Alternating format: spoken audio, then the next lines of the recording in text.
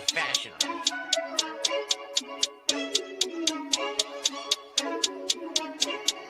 Blessed by Bundy, blah, blah, blah.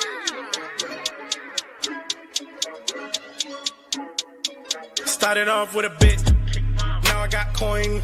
I see where y'all going. Been poppin' since Web 1, hella hoes on Web 2. I was living a dream, now I'm on Web 3.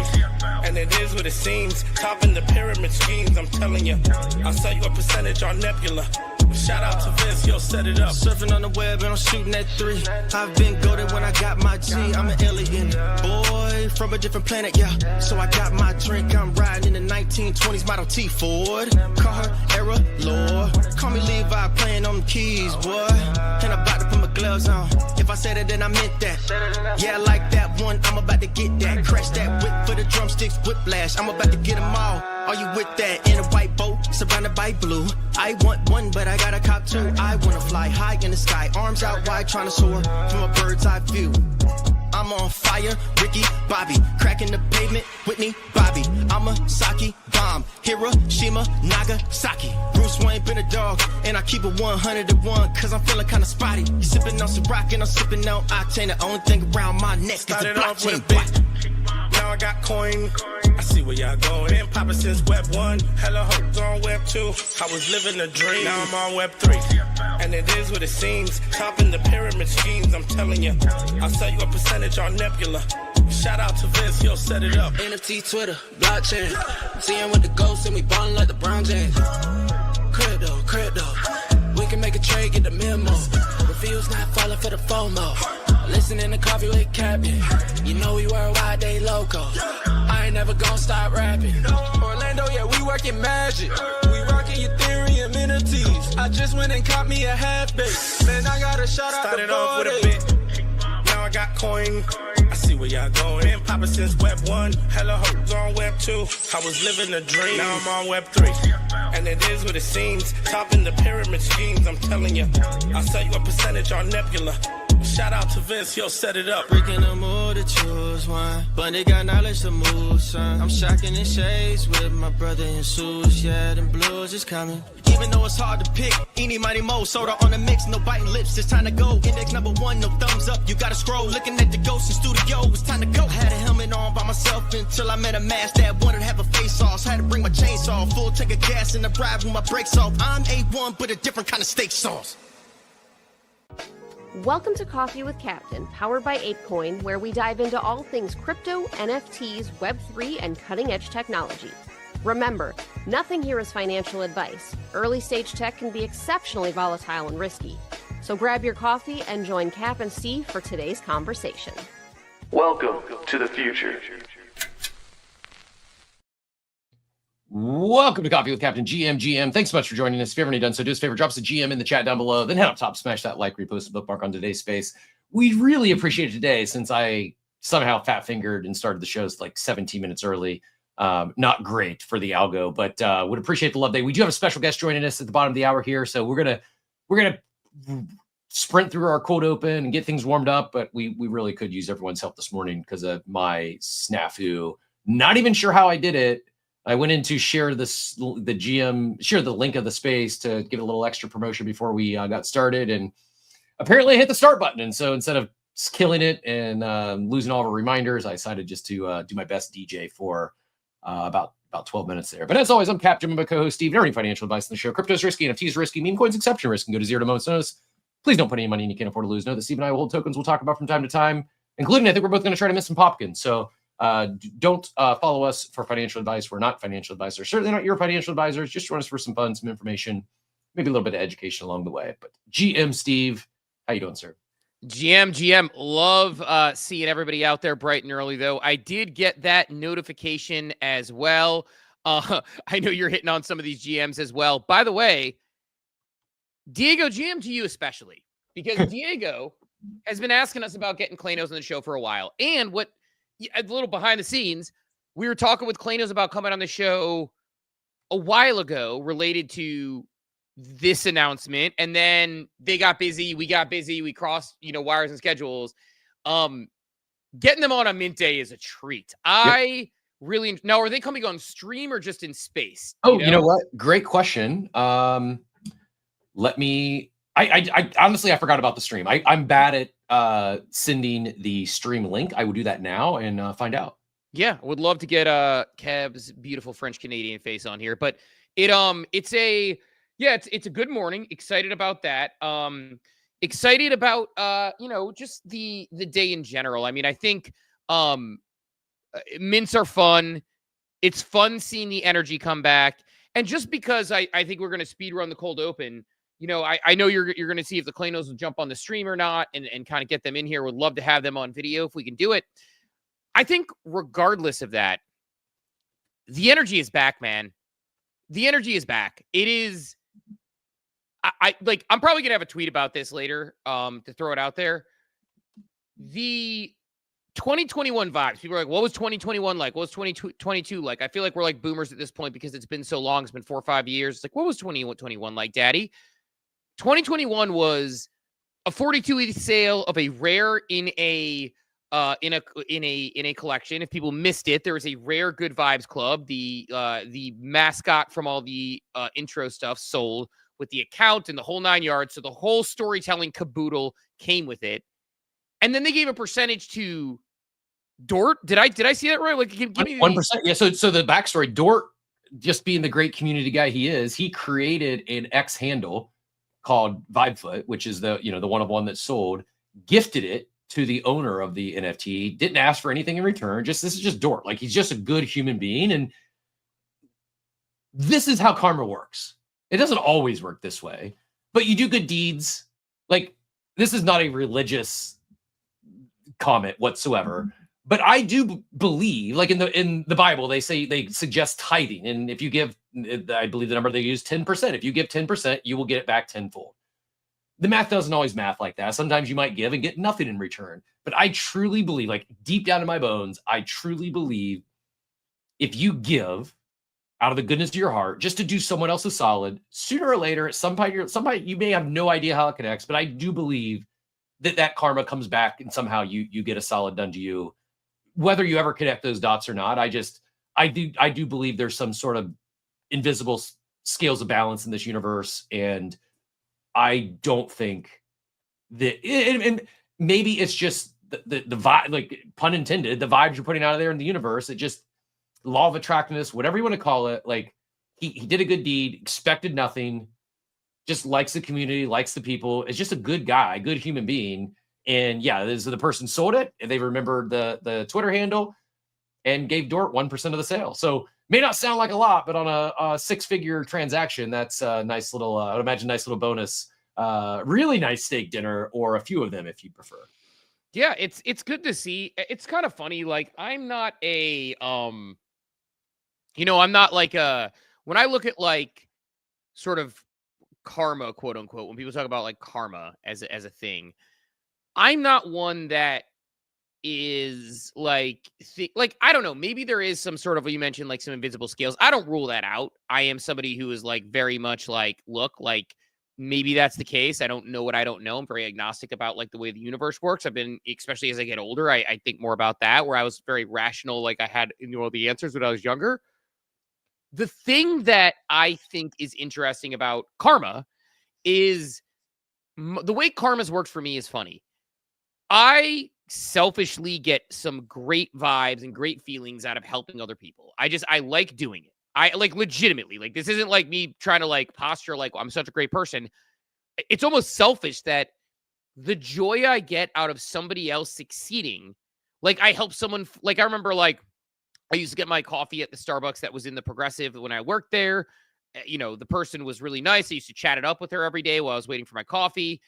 Then eventually I was leading recruitment marketing. I saw we had a job fair thing going on. Like we had a sort of like hey, do you want to work at Progressive? Come to this, seminar, and we let people from the outside in. And I see her, hi, Steve. And I look over and it's the lady who worked at my Starbucks. I invited her to my office. I helped her, work on interviewing. She got the job.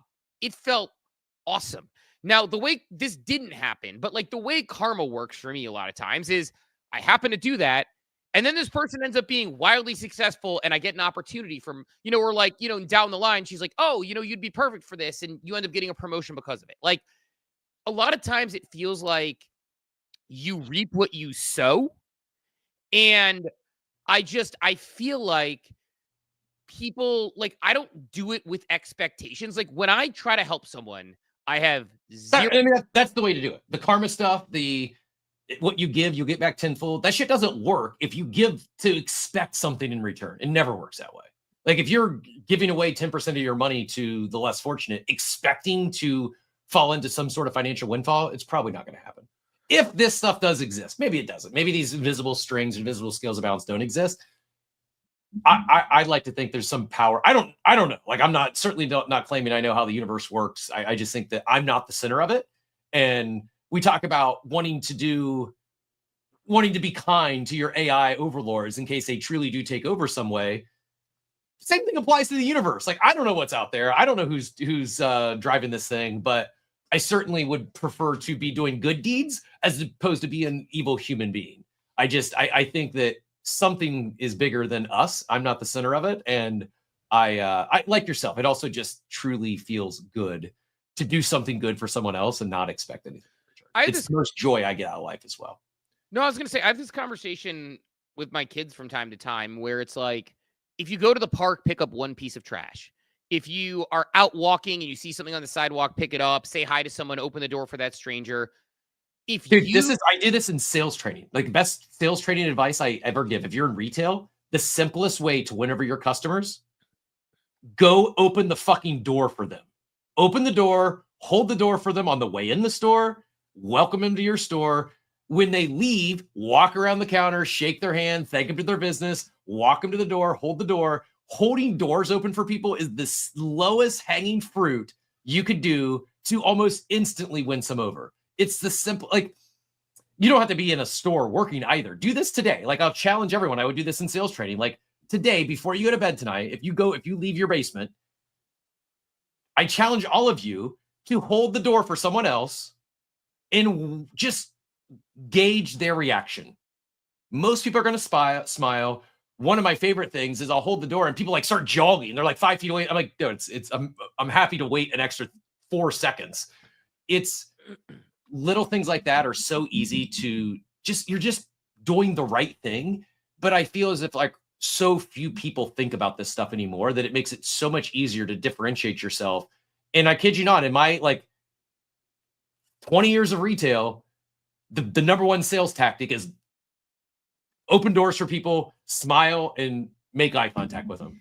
It's just like, be a decent human being and you're going to have great sales results. It's yeah, there's techniques and other stuff there, but it's just opening the door is one of the opening and holding doors open for people. It doesn't have to be the elderly. It doesn't have to be someone of the opposite sex. Just don't be rude. I once said to someone, I was getting ready to go, and there's a kid, probably like 13 years old. And like, I just like walked up and they walked in a door and the door's closing and they look behind and they see I'm coming up with my family and they stop and they go and they open the door for us. And I went to the dad and the mom and I said, you guys, like, that was a very kind move. And it tells me that he is very good parents. Cause to me, like, first of all, there's like, everyone's heard of like the shopping cart test.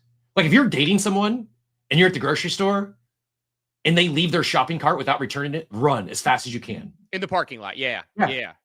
It's very similar with all this. It's like you mentioned, like, the picking up trash. Like, that's the easiest way to find out if someone's a good person. If you're walking down somewhere and there's like, you know, you're at a game and there's trash and everyone just walks by and then someone picks up, like, they care more about, like, they care about like, it's just simple things like that usually don't go unnoticed. Sometimes it's the subconscious mind that picks up on it. But yeah, just, you'd be amazed at just how these little things set you up for maybe karma is not the right word for it. Maybe it's just the collective unconsciousness, our unconscious minds. They see this stuff and it's just you know, your vibe attracts your tribe, pun again intended. It's this, I don't know, man. It's as the older I get, the more convinced I am about, like, I would say I grew up with good parents who instilled like Midwestern core values and the opening door stuff and respecting your elders. Like, that stuff was ingrained in me as a young kid. And then I had a few successful mentors at a young age that shared a lot of the same stuff to me. And they said, this is success principles. The most successful people you meet, they all act like this. You'll never meet some billionaire who doesn't return their shopping cart.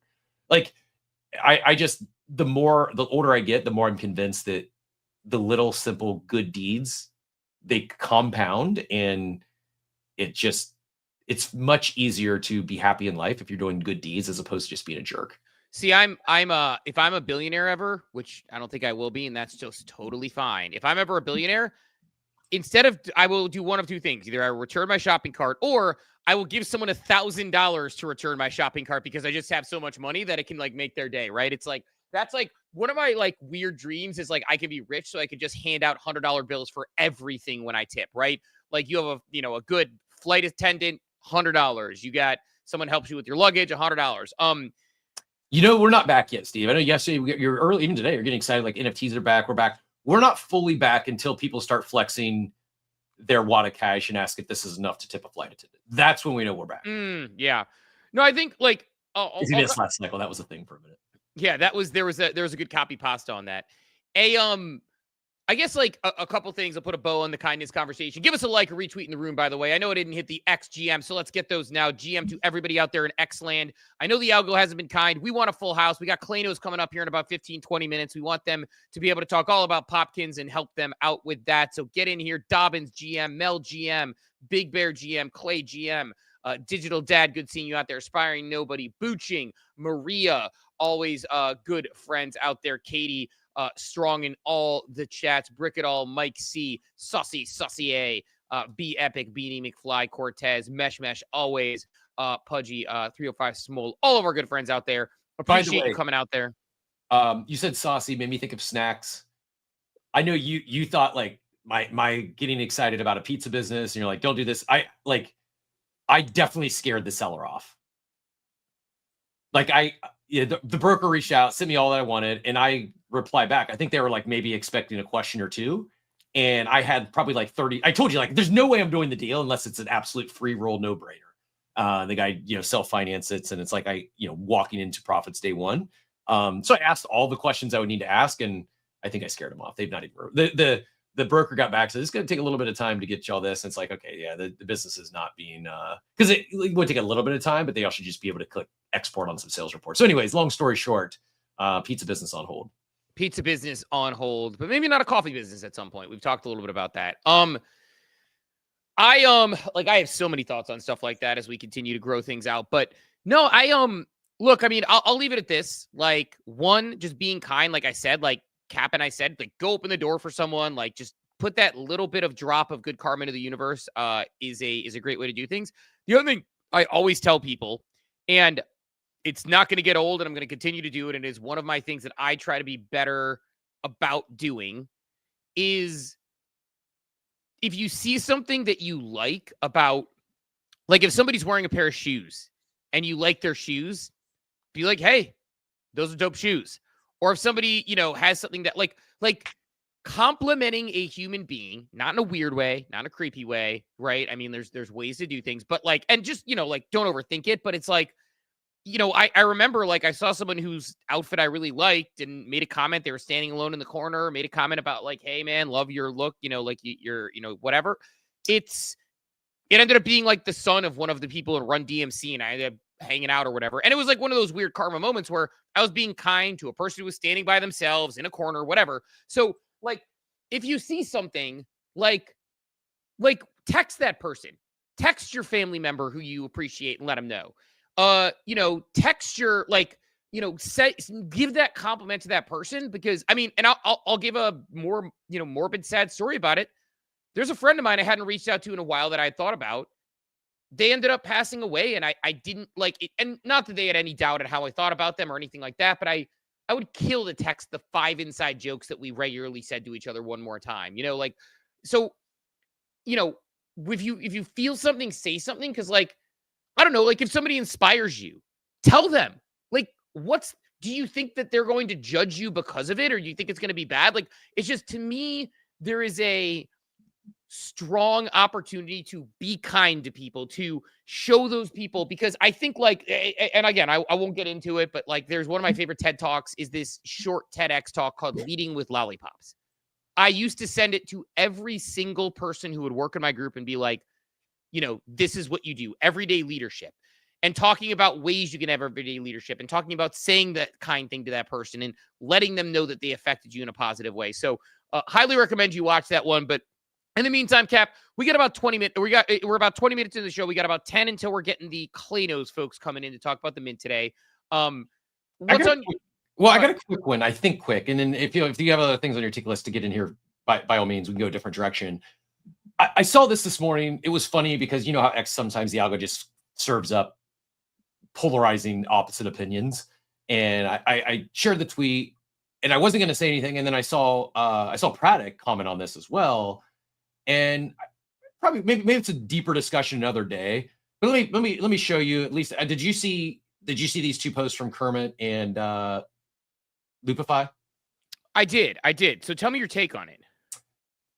I mean, they're basically what they are. If you're not looking at the screen here, Kermit sent out a post this morning and said, I turned $1,000 into $1 million in crypto. No trading, no meme coins, no NFTs, just a business, content, and nonstop execution. In this video, I break down the exact playbook. If you're a founder or a creator who wants to build $1 million business, you have to watch this. Almost the same time, Loopify puts out a post. And I think Loops actually came first. So I do not think this was like a shot at Kermit. It was just, I do believe this was maybe just coincidental.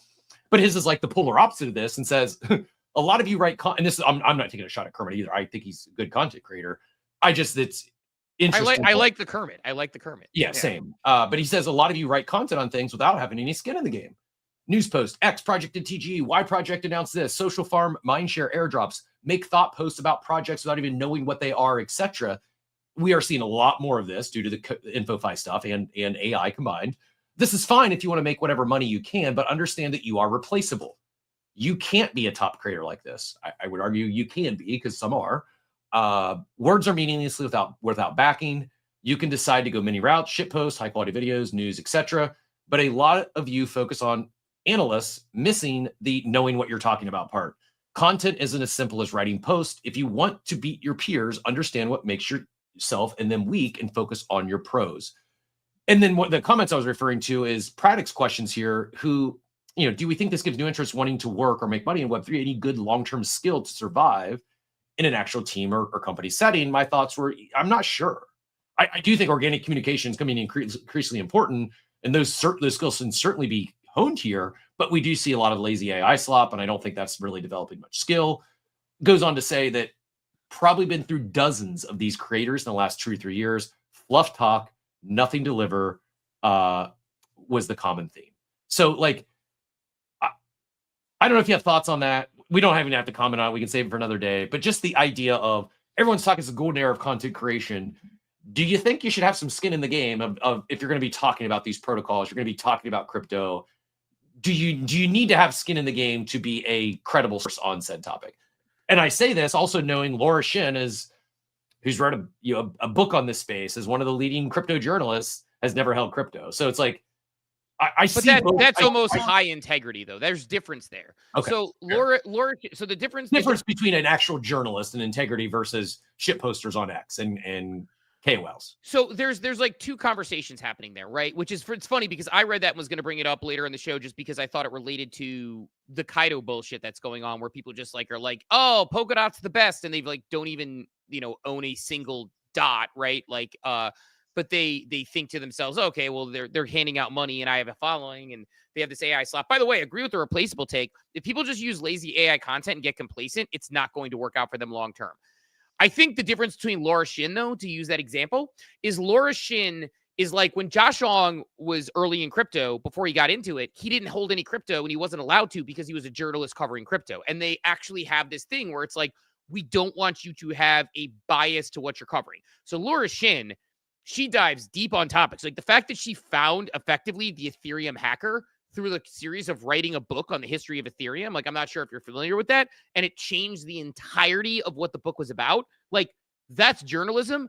And I don't care if you hold crypto. Just the same way, there are people who cover sports and have no idea how it works who have never played. And there are people who cover sports and do understand how it works, even if they haven't played. It depends on your depth of knowledge, understanding, and a lot of other factors. So I will say that to begin with. I agree with Loopify. I think that there is we have seen plenty of people who create who are unable to adjust with the times because they don't really know what they're talking about. And that they and I see it all the time, by the way. I don't call it out. I'm a nice guy. And I'm also like, hey, if people enjoy this content, go for it. I'm not here to be Mr. calling people to the carpet.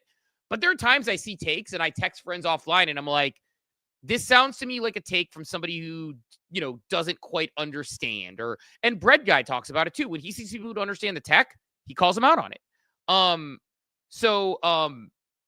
read the Von Frunten one here because you put up the final do something nice post. My life is significantly different because I told someone good show this morning one time. That is true. For people who don't know, real quick, just to revisit that one, Von Frunten and I met because I was in a line at 8 Fest for a drink. He was in a line for an 8 Fest for a drink.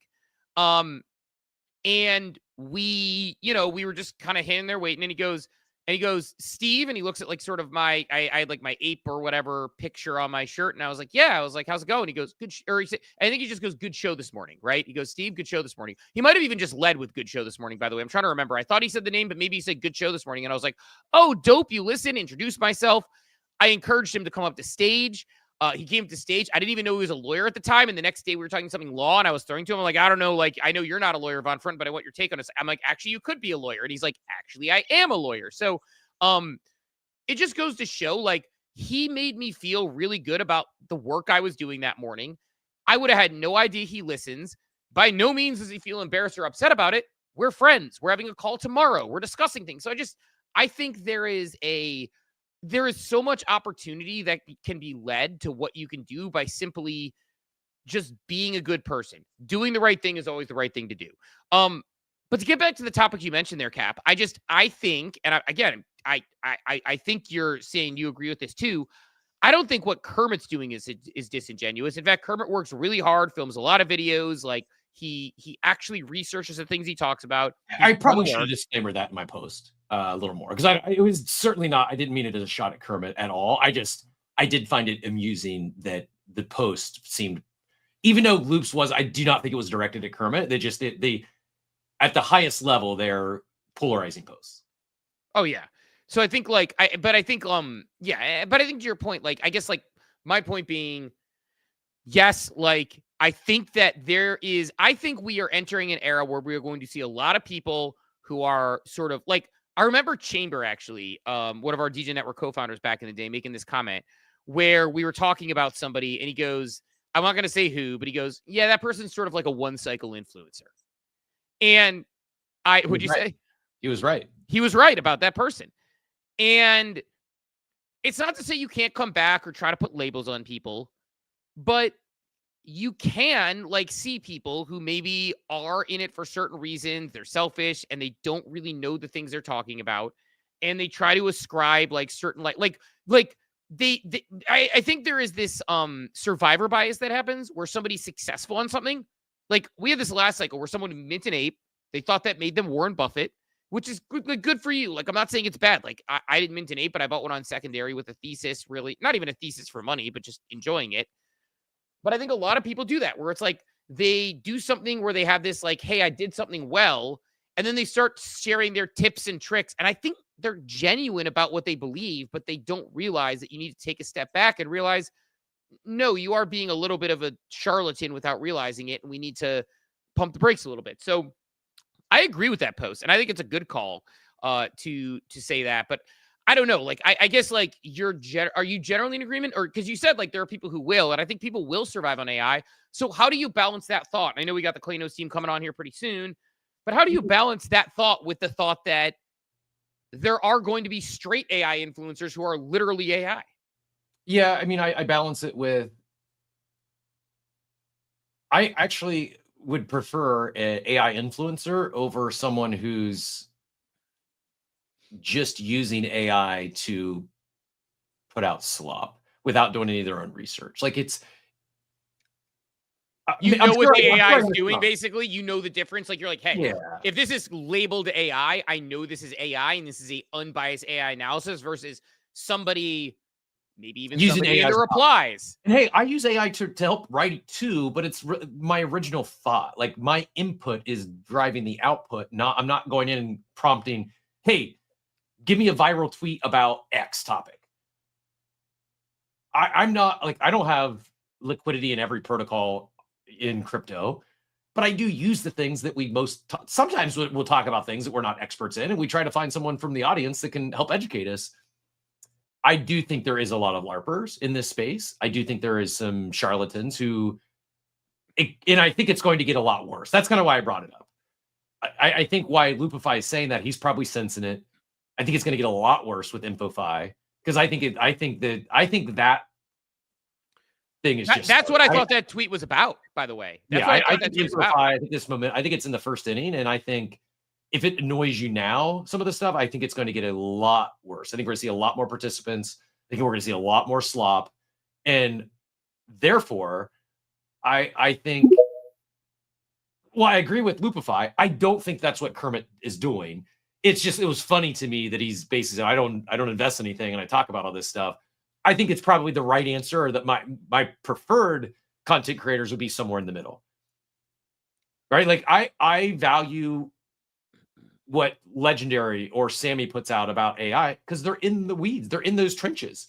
There's a much greater likelihood that they have a better pulse on something than someone else who's just there's a big difference for me in an actual original thought versus an aggregator. There's a lot of aggregators on this app, and I think we're going to see more and more people who are just taking, it's not their new original thought, or it's not a take. It's just something that they believe will do good numbers, good impressions on the app. And sometimes it will.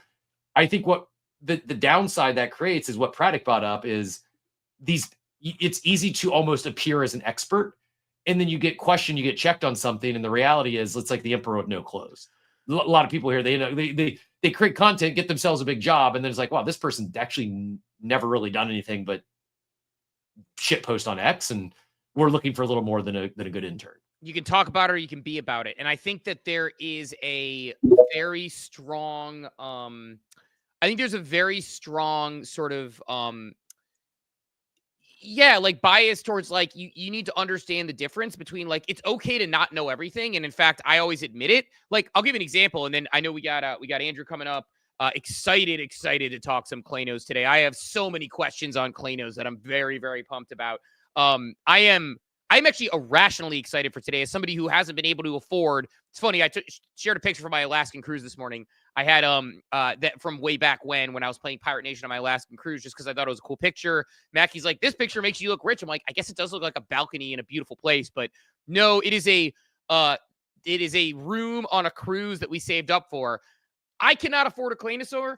I am excited for the upcoming Popkins, and also potentially working my way to a Claynosaurz with our two of my favorite people to have on this show. So we'll get in here in a second. Like, two things I want to say on it, and then we will switch gears to put a bow on this topic. Number one, it's okay to admit when you don't know things, even if you talk about them, if you have an opinion based on experience. Example, I had an opinion on Kaido, probably, which I think actually ended up being relatively correct, but there were things I didn't know. Somebody who was deep in the Kaido ecosystem corrected me and brought some numbers up, and my answer to them was, I'll be honest with you, you went beyond my scope of knowledge, and so I need to do more research before I have a really intellectual conversation with you about this.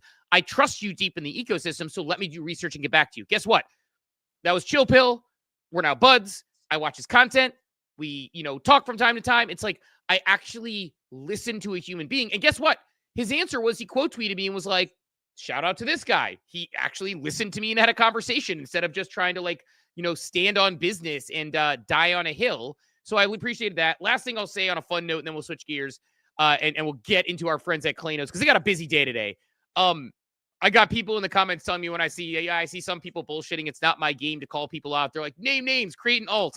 I don't have it in me. I don't have it in me to do an alt. I don't have it in me to. In fact, I was doing something with the company recently, and they're like, "Do you have an alt account to test things on?" I'm like, I don't even have a burner, so can't do that. But we are going to EPG is ready. Our guy Diego, I'm sure, is ready. Who has been saying, "Get Claynosaurz on the show. Get Claynosaurz on the show." We love the Claynosaurz. So look, it is a big day. We got the Popkins been coming up. We got the Claynosaurz team on to talk about it. They are one of the teams that is truly just continuing to build great decentralized IP alongside a community. They have a community of collectors. They have collectors' badges. They have people collecting entire herds of the same types of Claynosaurz. It is, for my money, as a dinosaur maxi when I was a child, arguably the best or some of the best IP in all of Web3. So GM Kev, GM Andrew, instead of giving the intros and all those things, 'cause I know we got a busy day and we got a lot to cover and get right into it, I actually want to start right into the mint itself. So we have Claynosaurz, we have Popkins, we got the game, we got a whole point system. I want to just talk about it. For those who maybe don't know, feel free to jump in, either one of you. Explain the secondary mint, why it's coming up, and what you guys are doing, GM. Hey, good morning, guys. Thanks for having us. I love this time for our spaces. We're at East Coast, 8:30 a.m. It's like right in my kill zone. I'm down 3 cups of coffee from normally where I would be, but thanks for having us. So yeah, no, Popkins mint today, second big one we do since November 22nd, November 22, sorry, November 26, 2022. It's been 2.5 years. I think there's a lot of people looking around saying, oh my God, like, look, who's doing a second mint? Like, there's the history of not really much success in doing those kinds of things. I think, if you consider that we're doing this, we're building everything very, very long term. And that was the intent with the first collection. The second collection has a lot of intent behind it in the same way. And it's this journey that we're taking. And I think, Steve, when I logged on here, and Captain, you guys were talking about like kind of doing things differently and evolving, and you might not know everything. And I think this is going to feel like that for a lot of people, but we put a lot of thought into it. So I'm going to backtrack like 2 seconds and basically just say the NFT ecosystem today is at an inflection point where I think it needs to evolve considerably. And this is what we're doing. We want to build a digital collectibles ecosystem that is prevalent over like decades. And it requires a lot more digital collectibles, that is NFTs. And the Popkins is sort of like the second edition of in that set of collectibles. It's how you build an NFT ecosystem that onboards a considerable amount of people from the real world. You guys will see, if you participate, that it is an experience that is much like what you would expect from a Disney or a Pokemon or one of the top apps in the App Store. It's something you can do with your friends, your kids, your family. Like, everyone will enjoy and resonate with the experience. And it's about like creating those experiences. It's about doing them on chain. It's about making those collectibles NFTs nonetheless. And introducing more accessible experiences and price points for people. I think Stevie said it too. Like, you can't afford a Clayno, and a lot of people can't. It's not a reasonable thing necessarily to spend $2,000, $5,000, $10,000 on a digital collectible. So Popkins is a next step in this journey to create what we think will be the next Pokemon or the next big collectible brand universe, but all of it built on chain from day one, which empowers us to do all kinds of other things like track fandom through those actual collectibles too. So it's a big step forward, and we're looking forward to pumping it out today, and a lot more to come behind that. Yeah, you guys, nothing you do is low effort. And I want to be like, I don't use like high effort. I use it sparingly in this space. And that's not to say I'm knocking people. I think a lot of people have a lot going on, and sometimes they mail in 1 or 2 sections of it. And like, what strikes me is, like, for people who don't know my background, I've worked at Nestle, the world's largest food brands, leading like public relations for like their frozen foods. I worked at Progressive, like a Fortune 500 company, and did communications for executives and all these other things. And when we worked on like Despicable Me 2 and partner with them, or when we got had a new product, we're like, okay, how do we get this on Jimmy Fallon? And every aspect is thought about deeply. And I see that here as well from this team. I see that you are trying to build this IP out in a very meaningful way. And I guess with that said, like, I want to talk a little bit about that specifically as it relates to this mint mechanic. So you're just not, I'm just going to, like, pardon my French, you are not fucking around with anything here. There is this catch and refund mechanism. There's the different types of packs. There's the pity points, which got me cracking up when I read the term pity points. So let's actually start at the beginning. For people who are looking to mint today, because, again, I want a Clayno. I will one day have a Clayno. It will be a Stegosaurus. It will have the face that I'm looking for. I am a collector at my core, and once that thing hits my wallet, it shall never leave, because I am a person who I shouldn't say never. You never say never what happens, but I am a Stegosaurus Maxi. Did the most with the least, by the way. Tiny brain, survived, was able to fend off predators. Whole different story. Not that I'm deep into dinosaurs or anything, but within this particular mint, you have this sort of catch or refund mechanic. Can you talk about that mechanic and why you decided to go with this whole gamified event-based user experience? Sure. I don't know if we lost Cat or you guys already joined. I'm back. He's back. Yeah, I got rugged. Okay. You got rugged? All right. I'll go and you can fill in. But like you said, it's meant to be an experience that's kind of accessible to everybody. The idea is this. You buy a mystery pack when we open that up today. That purchase period will stay open until June 3rd. And that mystery pack does not guarantee you a Popkin. It guarantees a chance at a Popkin. And it's 200 USDC on the Sui blockchain. Very easy. If you want to go quickly, you could just go through Phantom. They've got it all set up for you. So anyone coming from Seoul, very, very easy to just go into the USDC on Sui. And that pack will turn into either an escape pack or a legendary pack. Legendary pack has a Popkin in it for sure. And the escape pack does not. Your Popkin escaped. But you can open the escape pack and there's still a bunch of pity points in there, which whoever gets the most pity points, there's going to be a pity leaderboard that will be linked to achievements in our achievement system in the future. But we'll also, the top 50 on the pity board will get an OG Clayno as a gift from us. There's also escape cards inside of the escape packs, which is sort of a set of collectibles. There's 9 of them with different rarities that basically have this, really cool art that we've built in there. And again, collecting the escape cards is a whole other collector's mechanic that will translate into the achievement system. And it is just frankly like really cool art that conveys your journey on this mint in the Popkins. Like that might not sound like much today, but in 20 years and you've got that stuff, it'll look and sound like it'll be absolutely insane to say, I've got a full set of the escape cards, right? And that's kind of what we're doing. We're building for the long term. So the experience, and most importantly, if you do not win a Popkin, if you get that escape pack, you get to keep all the things I just described in there, and you get back your $200 as a refund. There's also little eggs in there. Little eggs are like the eggs that some people already have from participating in our plushies and things like that. Those will translate into assets inside of our new game that's coming out later this year, being built with Gameloft. It sounds complicated, and I'll put this to you. When you open up, if I tried to describe like Pokemon pack opening, like what's a trainer card, what's an energy card, this one evolves into this one, you'd lose your mind too. But this makes no sense. It's not as complicated as it sounds. It's going to be intuitive when you open it up and start enjoying. So I would say don't worry too much, and participate, enjoy, and try and catch a Popkin.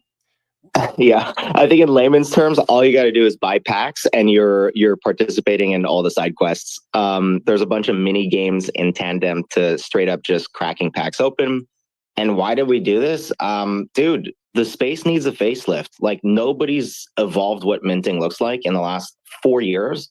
Not even companies with hundreds of millions of dollars. It's very uncreative. And our mantra is of course to build like a huge entertainment company, and part of that is to always kind of future-proof our experiences and use any opportunity of a new product release to build our pipeline. And so this is like the next evolution how we think mints should roll out, and it's a whole gamified experience as it should be. Like Andrew says, there's like we were looking at things like Pokemon. We were also looking at things that like Twitch and Counter-Strike does so well. So if people don't know, like you can be watching a Counter-Strike tournament on Twitch, and every round they unlock digital collectibles. They're not NFTs, but there's a gamified experience, and you can only ever get those collectibles if you just so happen to be watching that specific round at that point in time.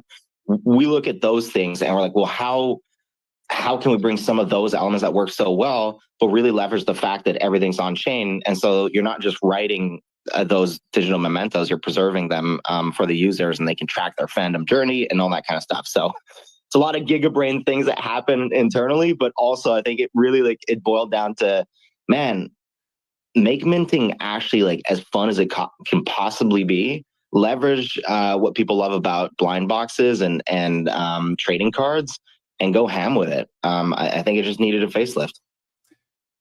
I know you said Phantom as the recommended wallet, or it's easy to mint with that Phantom wallet. Just a couple $100 of USDC in there would do the job. Mel asked, what is the best way to mint this?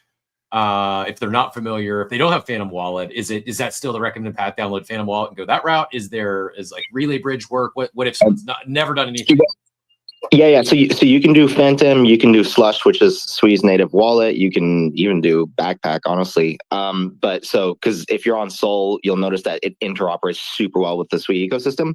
I did pin a video to this space by Seb Monty. And if you just watch that video, it's 14 minutes. I know DGens, no attention span, but give it a shot. Seb takes you through all the different ways that you could participate or figure out how to onboard onto Sweet and things like that. It's a really good recap of the mint.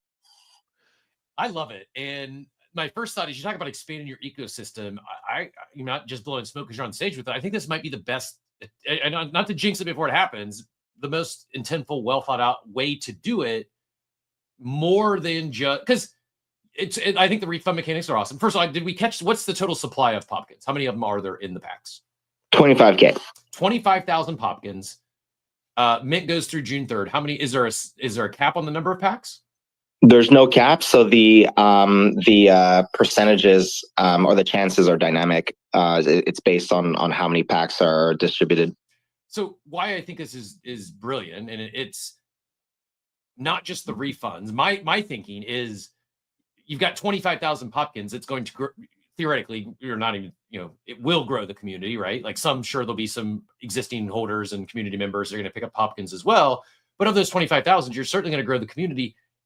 In addition to that, there's a good chance not everyone that gets a refund sticks around. I would guess a lot of them do, though. A lot of them are going to use the what are the wearables or the in-game stuff, like what are essentially freebies.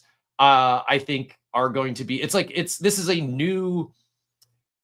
Like in my head, Steve, it's almost like it's like a new spin on like the freemium gaming model, right? Like we're going to bring a bunch of people in, get them playing our game for free, and then we're going to sell them extra stuff. This is almost like doing it kind of in reverse with the gamified pack ripping to introduce them. Like I really love the mechanic. Dude, it's like you nailed it. And a lot of the soul searching that we do internally is like, why is no one doing this in the space?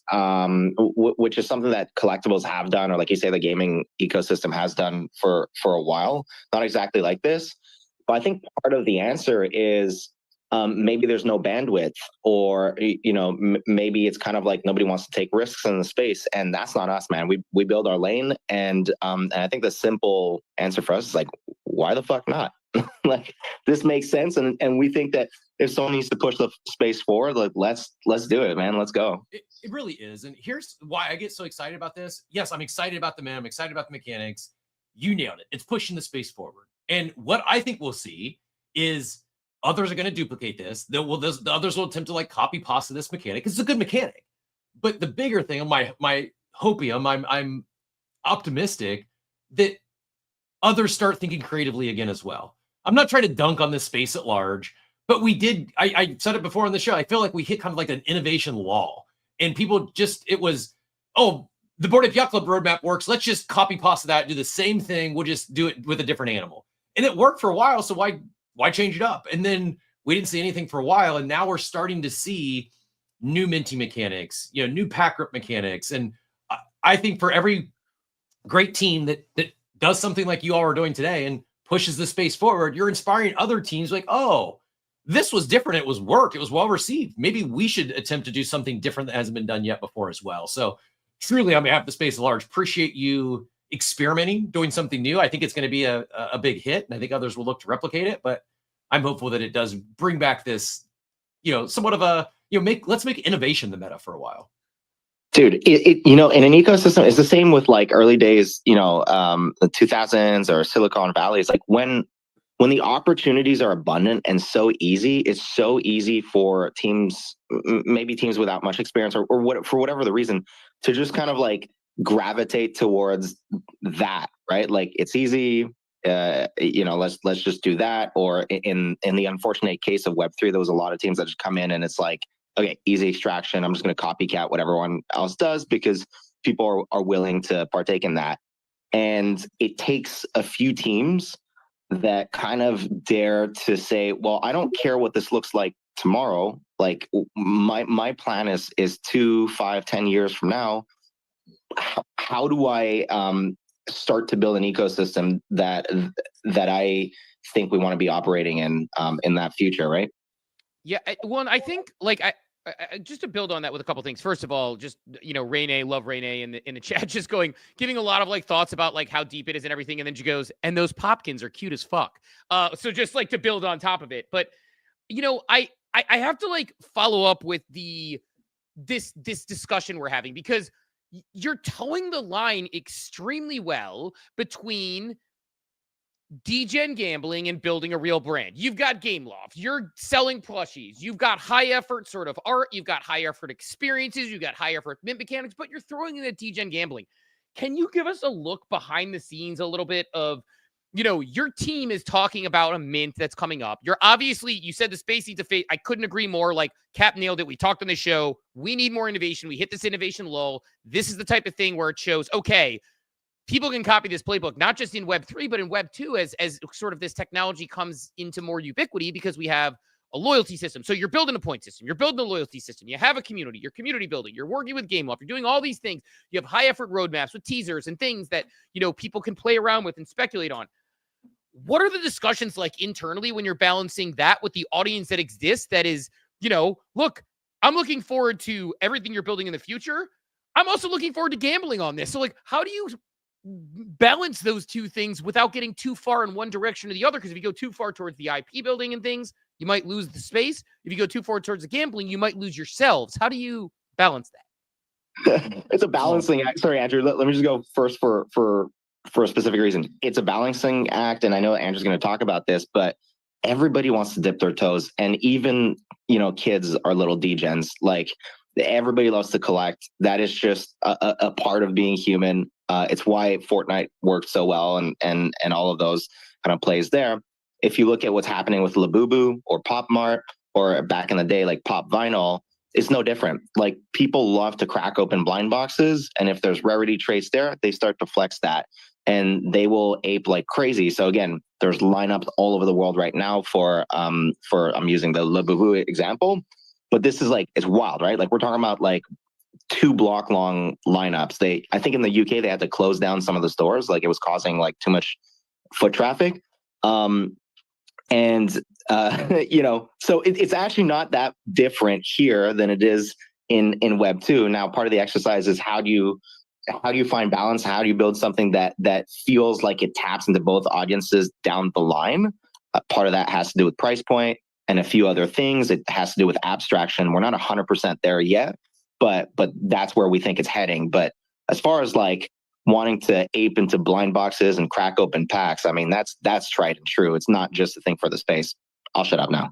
Yeah, no, I think Cab hit the right points on, like you called it gambling, and I think the notion of like opening up something and not knowing what's going to be inside is equally exciting for us as, let's say, adults or degens, and then as a kid, right? Like that's why kids want to open up and crack Pokemon packs. That's why, like, even when you open up a chest in Fortnite, right? Like you don't know what's going to come. Poof, some good weapon came out. Like you're excited.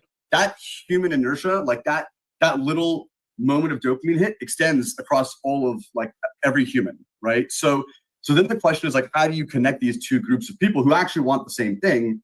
And it's about like, we've got, I think this is where the innovation comes, because you're calling it innovation. And I think we're taking different ingredients from things we love so much, like that collector's universe, like that sort of blind box style thing. And that existed for like many, many years.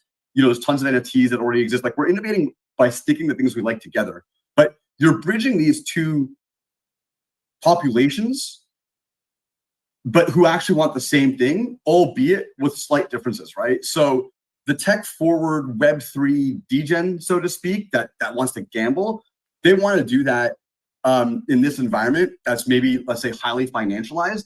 And that's fun, right? The same way like a sports book with all the stats and everything is a lot of fun.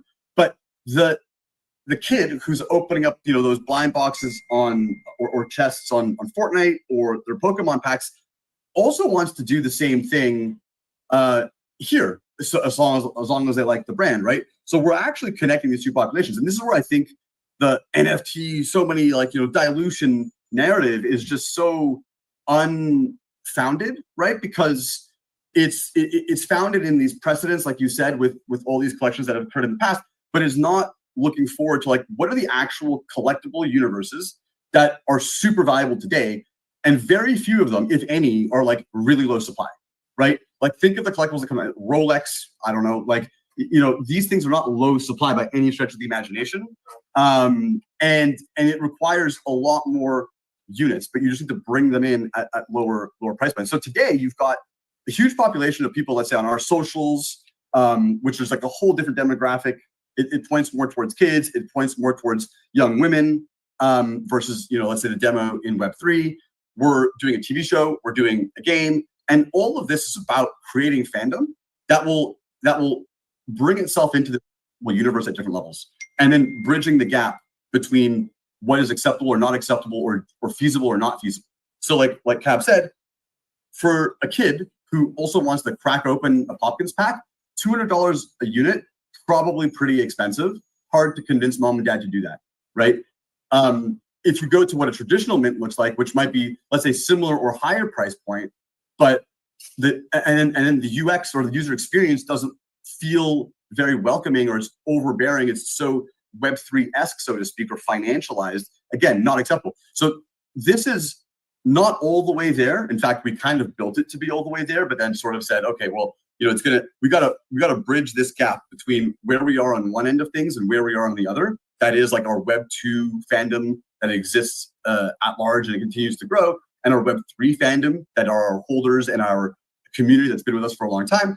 How do you bridge those two things? And you can't do it in one step. So that's why Popkins is like this intermediary step of it moves the needle forward. So the supply is higher, the price is lower, the experience is far more accessible, right? That is to say, the user experience is one that we keep encouraging people, like, do it with your friends, do it with anyone who's crypto curious or even crypto, like, do it with those folks and show them that this is the next step towards like the next big, on-chain franchise. This is going to be, I think, the first true global franchise that sits completely on-chain. Yeah, go ahead, Cap. I love the goal, and I think the approach to getting there, bringing your core community along, expanding it. As I said, I think this is the most thoughtful expansion of community we've seen yet. I'll let Steve get in here next. There was a question. Why Sui? Why did? Then they followed it up with, I so don't want to move funds.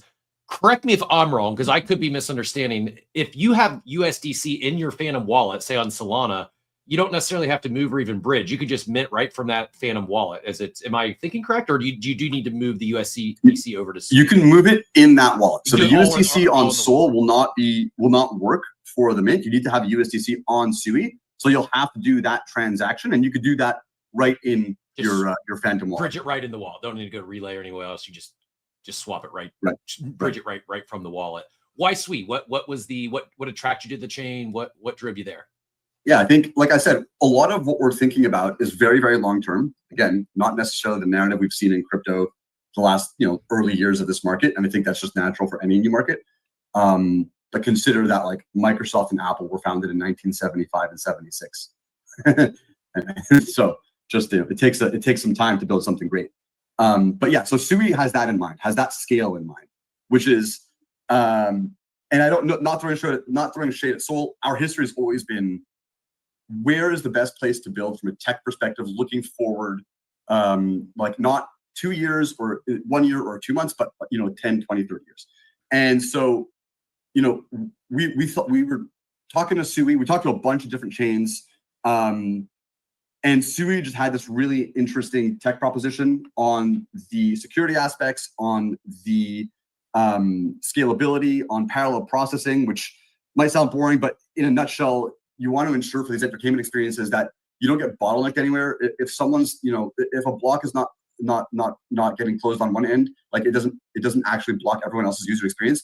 We need this to be on chain as much as possible, and we're anticipating that one day this might be 100,000 transactions, millions of transactions concurrently, right? Like we want this to scale. And our research, and which took over a year, by the way, not like I didn't do 2 calls and say, hey, let's do it. Like we did a lot of research, ended in a place where Sui is a great place to we think to scale.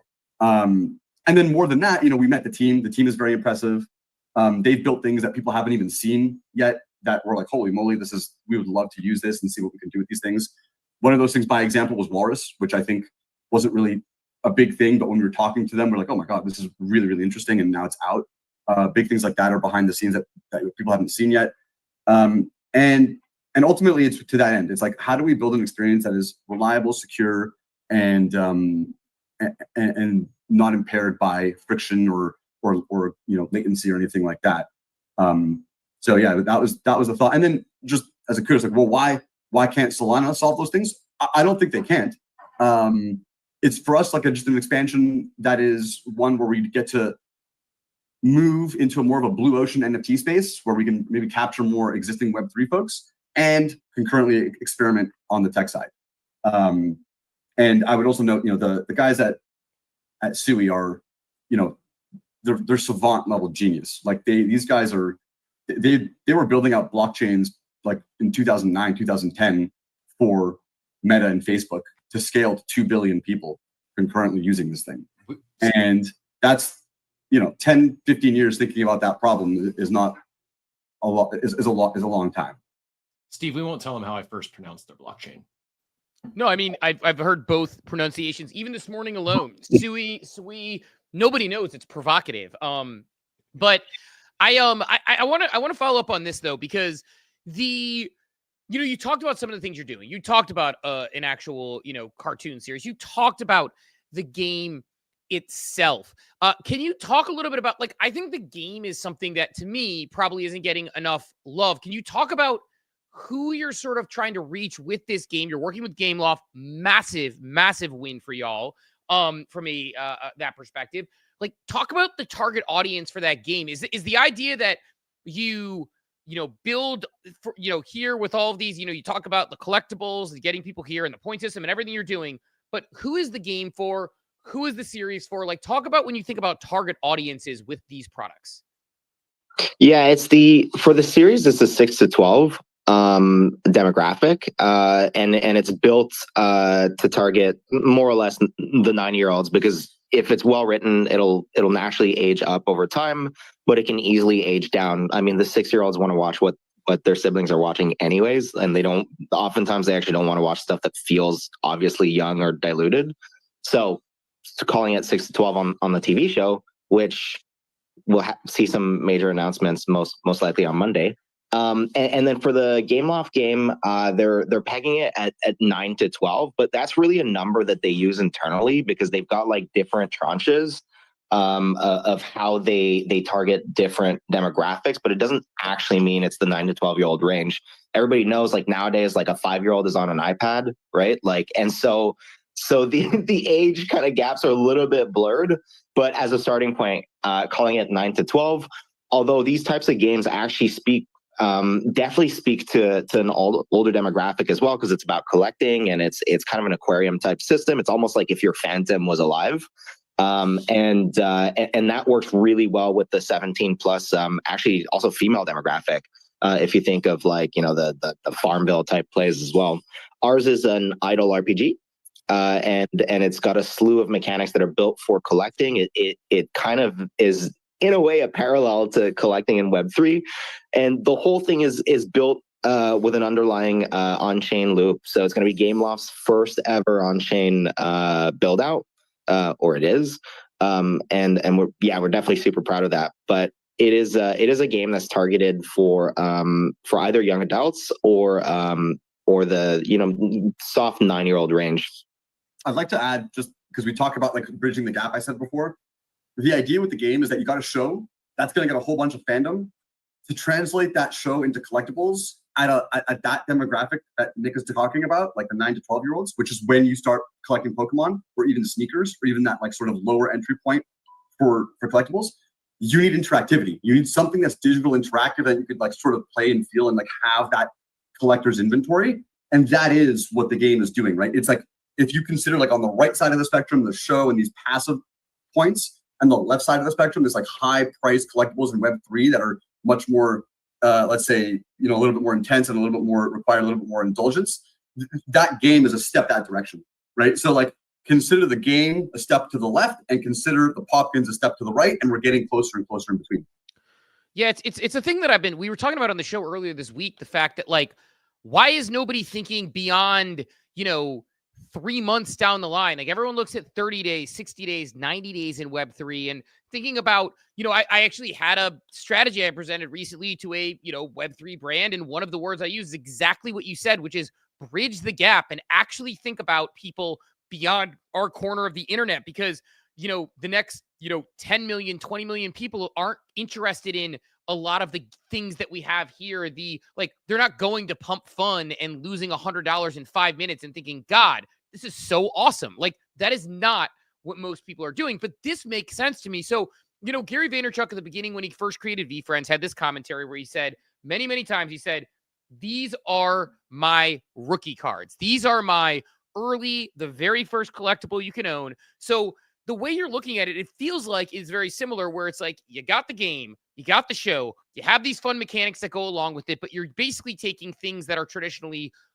cardboard offline cards, but you're making it much more codified on the blockchain. There's a whole point system to go along with it to show that there is a loyalty back end. But the truth is, you can get excited and collect the collectibles because you love the brand, the same way that we saw those artistic Pokemon, images go nuts over the weekend because people love Pokemon and they just want to collect around them. And so is the goal basically saying all of the things we're doing digitally, these are collectibles, they're dynamic programmable software, but at their core, you are collecting to be part of this because you love the brand. And then on the back end, like, maybe we can program some stuff into those, but that's not necessarily the expectation. And they can, sort of almost flexibly move interoperably within your universe. Am I covering the strategy correctly there, or am I missing anything?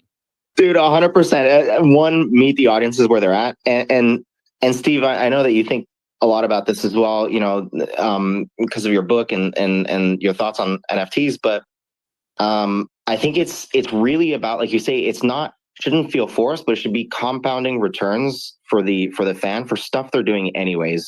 And it's a value add proposition. It's an amplification tool.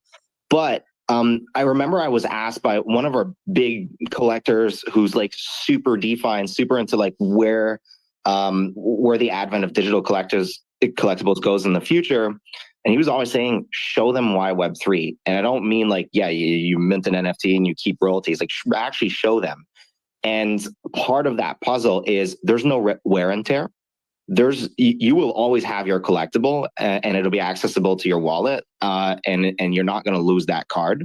That's a big ethos or part of it. And then there's the fact that you're writing, it's kind of like digital mementos. So even the way we tackle our badge system, these are all things that are being minted on chain.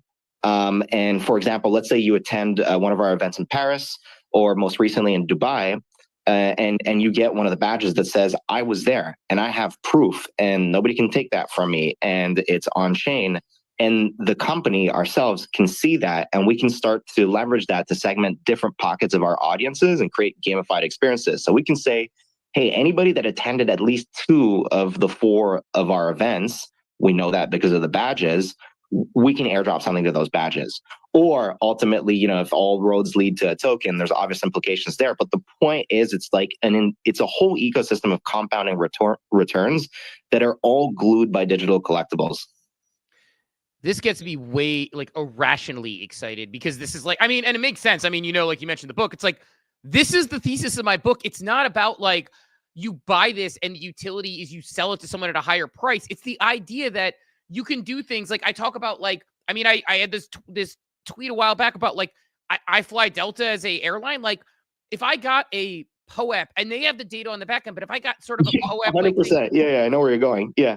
Imagine if you got one every time you went. First of all, number one, I could attach imagery on the back end, privately and stories and things to remember my trip when I visited my brother in New York 5 years ago. But number two, you create a much more vivid profile of a human being and who they are. And then you can do things accordingly and be such more personalized. Instead of working with a chainsaw, you're working with a scalpel, right? You are actually making this work for people. So the idea, like what you just said about events, is something I have been hammering I use an example with my son. My son's watched 1,000+ episodes of One Piece. Imagine if he got a sort of proof of watch every time he did those. And then he now you speak our language. Yeah, we are definitely working, by the way, on gamified content experiences. So proof of watch is a big thing we're talking about with our partners.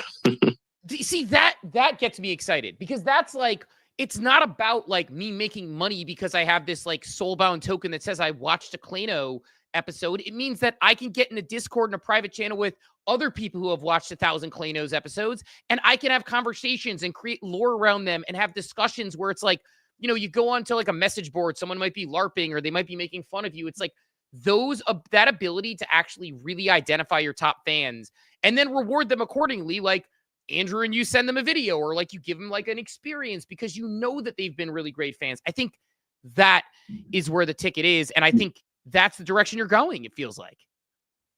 Like 100%. And it's kind of like, it's also for the user as a flex, as just the most basic flex mechanism. Is like in the schoolyard, it's like, I was there and I mattered and I have proof. I was there on that day and I was there on location and I can show that to you. And because it's minted on chain, it is irrefutable. Like it is actually like the most like perfect check-in on steroids, basically. But it has an underlying collectible. And so you can create a whole ecosystem where part of the game is the way in which I'm interacting with and consuming the brand. And so it's kind of like, man, there was only so many spots to go to this event. I made an effort, and because of that, I got, and sure, who cares if it's soulbound, right? Whether you can trade it or not is a whole different story. But imagine it's a soulbound, like unique collectible in collaboration with a really special artist, whatever it is, or a page of a comic book, I don't care. That person now has that in their digital wallet, and nobody can take that from them. And other people are like, fuck, like you have it and I don't have it. And so I'm going to start to interact with the brand so I can get the other stuff and make sure that I don't miss out on those things. Because keep in mind, if you really go into the future, like any of the badges that we have could also eventually become like special artwork. All that kind of shit are things that we're thinking about internally. Like, again, we have a very like long-term mindset for this stuff, but it's really exciting. And the last kind of thing I want to talk about is like in about 5 years, like everything's going to be digital. Kids already, you know, our generation is kind of getting used to this idea, and D-gens are very familiar with the idea of digital ownership. The generation before us, not so much. Kids today, like, dude, they're going to understand digital ownership, and that is just going to be a part of how everything operates. When Amazon starts to leverage this stuff, when all the companies start to leverage this stuff, it's just how the world's going to work. And in that ecosystem, or in that landscape, like, you know, companies like ourselves that are historically first movers, that are talisman companies. You know, I'm thinking ourselves, the Doodles, the Azukis, the Pudgies, all the ones that you know. The Bored Apes, like those are part of the digital renaissance, and there will be a huge value proposition for digital collectors. And also, this is kind of like deep diving, but like AI will create an abundance of money for that youth, and so what better way to flex than to flex digital collectibles? So the digital collectibles, cool. The commemorative. Oh, I went to this pizza party in New York. It's cool. It's nice to have the memento, the memory on chain. Yeah, it's cool. There are people that appreciate that, and a lot of people have done that in this space, right? Whether it's the OG POAPs or their own NFT, that's like first step. But we've seen so many, they just stop there. It's like, oh, I gave you a digital collectible. Cool, thank you. It's better than nothing. But like, what gets me so excited is you're actually using the tech. You're actually leveraging that proof of fandom to actually then reward those individuals. Like the rats here is this image I got pulled up on screen. Anyone that went to that New York pizza party got one of these rats, and they're getting something in this drop today. It may sound simple, but it's this sort of stuff I feel, because like myself now, seeing this, that you not only give these digital collectibles at your events, these badges that are collectibles, but you also reward that fandom. It's like if Steve and I are NFT NYC and there's two conflicting events, one of them's Claynos and the other one's some other Web3 brand that's never doing anything. Who do you pick? Where are we gonna go? Yeah. Like, we're going like, well, we should probably at least hit the Claynos event, because there's probably going to be a collectible there that, who knows, we may or may not want that badge. It's just like, because you actually are doing something with the tech, right? It's not just the digital collectible. And I appreciate that, and I would love to see more of it. But this idea of not just proof of fandom, but then actually rewarding those fans in this almost it's another form of loyalty reward programs, right? 100%. You nailed it. I want to ask a couple more questions because I know you guys are busy and you've been generous with your time, and it's mint day, so you're probably getting a million Slack messages from the team being like, "Hey, we got to make sure this is in place, this is in place." I know how those go. So first of all, like, love this. I think that point. I just want to double tap on the point you made, where the world's not getting less digital. Like, brief story, and then the question. It's like I've told this before. My daughter did a babysitting job. Got way overpaid for it, set bad expectations for us moving forward with her as a babysitter. And she went out and she bought a Roblox Huge from Pet Simulator 99, previously Pet Simulator X. And the reason she got it was because she scanned it and got a digital collectible in the game. She gave the plushie to our dog to rip apart because to her, it was the digital thing that mattered. So I think your point about kids and what they're growing into and your ability to do that, I think, is really strong. So I have two questions, and I want to get all the mint details, and we'll let you get out of here. So question number one is, based on that, do you see a future where companies like yourselves and Doodles and other leaders in this are going to be able to almost white label a product for larger brands to say, hey, instead of worried about getting acquired by Disney, you could just sell them the technology and help them build their digital world because you have this massive head start? Is that a world that you're looking at? Oh, this is a good one. First of all, that plush you just described, I literally have a Pet Simulator Roblox plush at my home. The good thing about this job is it's a great excuse to buy all kinds of shit my wife would never let me buy otherwise. Or not let me, but maybe question. It's market research. It's market research. Go ahead. I said it's market research. It's market research. Exactly. No, yeah. So the white label theory. So, okay. So we're talking about, like, here's where that applies. This achievement system we've launched and all of the stuff we're talking about, like even the event, like I might go to this event versus that event because I might get this booster pack or this achievement or whatever.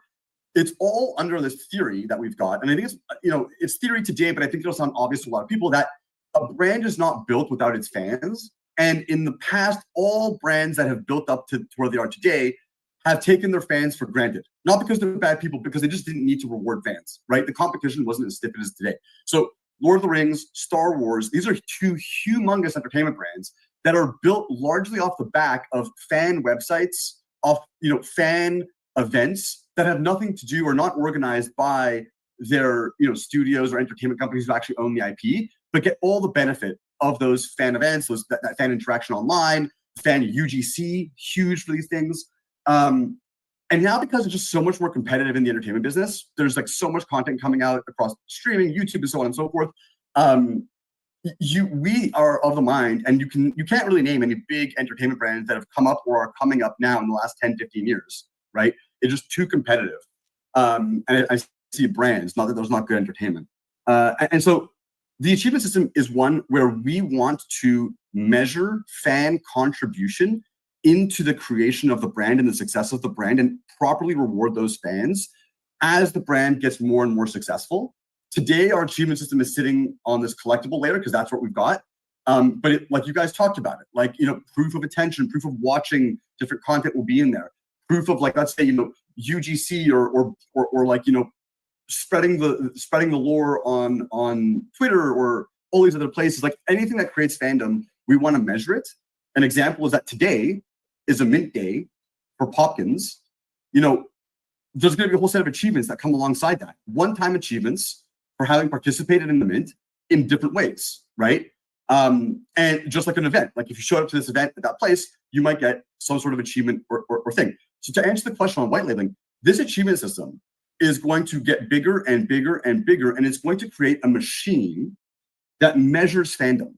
And it is not an easy thing to do because it takes time to understand the fans, understand what is adding or not adding value to properly balance that system, which we've been observing and doing for years now. And then, formulaically apply that inside of there and then do it at all these different levels. That machine is a very valuable piece of tech and IP that can be white labeled. And our intent is to likely build other brands using that machine and that theory over time. I don't know that I want to white label it and toss it over to Disney. I think that it is far more powerful and can actually result in a system that is like, we call, people often say, oh, Clayno, like Pixar of Web3. And I think, there's a few sort of like easy, relatable examples. This machine will result in something that is far more important than that. It would be like Pixar meets Kickstarter meets Netflix.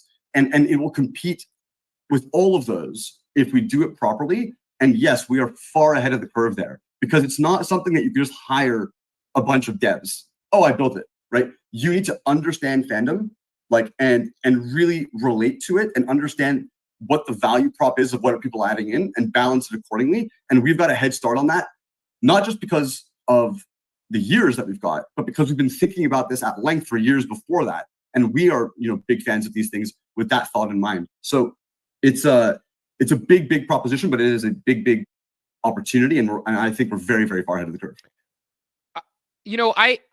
I'm figuring out as we're talking why I fucking love you guys so much. It's because we can talk about this, and then on the next question I'm going to ask you could equally nerd out on, which is, I got to ask, like, I'm going to get you out of here on something fun, then we're going to do all the mint details, which is one. You have a couple questions in the chat too. I want to make sure we get Okay. Actually, well, let me ask this in chat. Cat will get the chat questions. You do a better job keeping an eye on the chat than me. I get way too giddy when we have teams like the Claynos on in particular. But one, how do you come up with the name Popkins? Because I'm just curious about that. And then two, what can you tell us about the lore around these things? Because I think I love the fact that we can talk about like white labeling, future, not white labeling, creating this decentralized best loyalty system. They'll give me like, tell me about the Popkins and why they're fun. So give me the lore if you can, and then give me the name, how you came up with it, because it's such an adorably perfect name. Oh shit. What, you there, Cap? We got Dude, it took forever to unmute my mic. I feel like that's your way. Can you hear me? Yeah, you're good. You're good. I feel like that's your way of telling the story. Oh no, now we lost him. Good. He was about to say something about me, 100%. Go ahead, Andrew. I don't know if you can share like how you came up with the name / any lore around him. I can definitely take it. It's definitely a cat question, but of course I'm not just sitting here oblivious to what's going on in the company. Actually, so we don't take these things lightly. We do a lot of research and thinking around it. So there's like all kinds of SEO considerations and things like that. A lot of the names we were first thinking of had the word clay in it, like claylings and things like that. And it kind of rung. But if Cal were here, he would tell you, like, we wanted it to be distinct from clay. That is to say, like, the Claynosaurz are the Claynosaurz, the Popkins live inside of Claynotopia, but the Popkins are not clay, right? And so that's why you'll see, like, in the Claynosaurz, we have like the fingerprints on the texturing, on the skins there, and on the Popkins you don't, right? So they're kind of like this implement that lives in the world for whatever reason, that are not necessarily coming in from this creative perspective of this, this boy like bringing together a Claynosaur, a kid bringing together a clay Claynosaur and putting it in this world. And sort of like, if you've seen the first trailer we launched a couple of years ago, you'll know what I'm talking about. So there are these distinct characters. And in the name, we've got creative behemoths over here. And so I think at one point we had like 10 names circulating, probably 6 or 7 of them had like the word clay in it. And then the Popkins name, I think, was not even on that list, but there was something else in there that kind of sounded like that. And once, kind of like when you hear it, and we've got a couple of brand marketing experts on our team. So Jacques, a brand guy, he's worked with like Nike, Louis Vuitton. He's got a ton of experience. Blake, our head of marketing, has been doing like gaming and marketing research, gaming and marketing for games at like big like games for 20 plus years. And both of them were like, with their experience, like it's gut. Like, you'll know when you hear it. So Popkins, after going back and forth on these different things, it popped. And so we were like, yeah, that's the one. When we heard it, we knew. And it was kind of like a unanimous vote amongst a lot of people at the company that was the name. And then the lore I kind of touched on. It's these guys are distinctly different from the Claynosaurs, but live in the same world. And Cab is joining me right next to me, so he might tune in. Yeah, I'm getting rugged on my end. Yeah. But I'll finish off what I'm saying. So yeah, they're distinctly different. They live in the universe, but they're not made of clay, and they'll input themselves into the lore in multiple places. So they won't be in the game on the first launch of the game, but they can be put into the game, and the assets are built for that in the future. Similarly, I know the guys who are working on the storyboarding and the script writing for the TV show. They're already thinking about implementing sort of like, how will these Popkins work on the long run? They might not be in the first few episodes necessarily, but they can sort of show up in the background and then suddenly kind of become a piece of that lore over time. So it's all meant to integrate, and it's all distinctly different. And that also leans into the collectibles. Like there's the originals, it's a whole different thing, and the Popkins live in that universe, and they're their own thing that are awesome in their own way. Love that. Okay, so Cap, get the questions in the chat, and then we will let you out of here on the mint details to make sure we can get everybody all the information they need for today. Cap, go ahead with any chat questions. Yeah, I appreciate all your time this morning. And if you can't answer these, no worries. But appreciate all the chat, everyone who provided the questions. If I miss any, let us know. Diego asked, will we see if we'll see any one-of-one Popkins made by artists like John Lee, Joy Cello, just like the OG Claynosaurz ones? Any one-of-ones in here today? Hey guys, sorry, I got rugged on the sound for a second. Can you hear me? Yeah, we got you back. Diego just asked if there's going to be any one-of-ones in this collection, any one-of-one Popkins made by artists like John Lee, Joy Cello, like the OG Claynosaurz, any one-of-ones or ultra rare traits. Yeah, like there's a bunch of chasers. So there's a bunch of, like, when we did the first collection, that is to say the Claynosaurz, the OGs, we had ancients, and then you have different rarities for, let's say, the après-ski or charcoal and different traits that are more rare. So the same thing is here, not the same exact traits, but the same idea where we've got a layer of very cool chasers that are very distinctly different, including we do have the Midas gold Popkins for each of the species. And then we've also got different layers of collectability where some things and some traits are rarer than others. As far as the one-of-ones from the artists, we did that post the launch of the Clayno. In fact, it was one of those things that we did at an event. I think it was a New York event where you could open up a spray can, and then one of those artists that you name, like Joyce or John, would design a custom one. So that's not in the collection on opening today, but there are tons of cool chasers, and it doesn't prevent us from doing a similar sort of art implement in the future. Again, it's kind of like building collectorship in different layers, and nothing prevents us from doing that in the future. But those aren't there at the day one. Just the sort of on-brand chasers for the mint. Makes sense. Two quick ones. Rarebo asked, will there be a mint counter showing live activity? Yep. So there's a mint counter that will say, supply is 25,000, so that'll be a fixed number.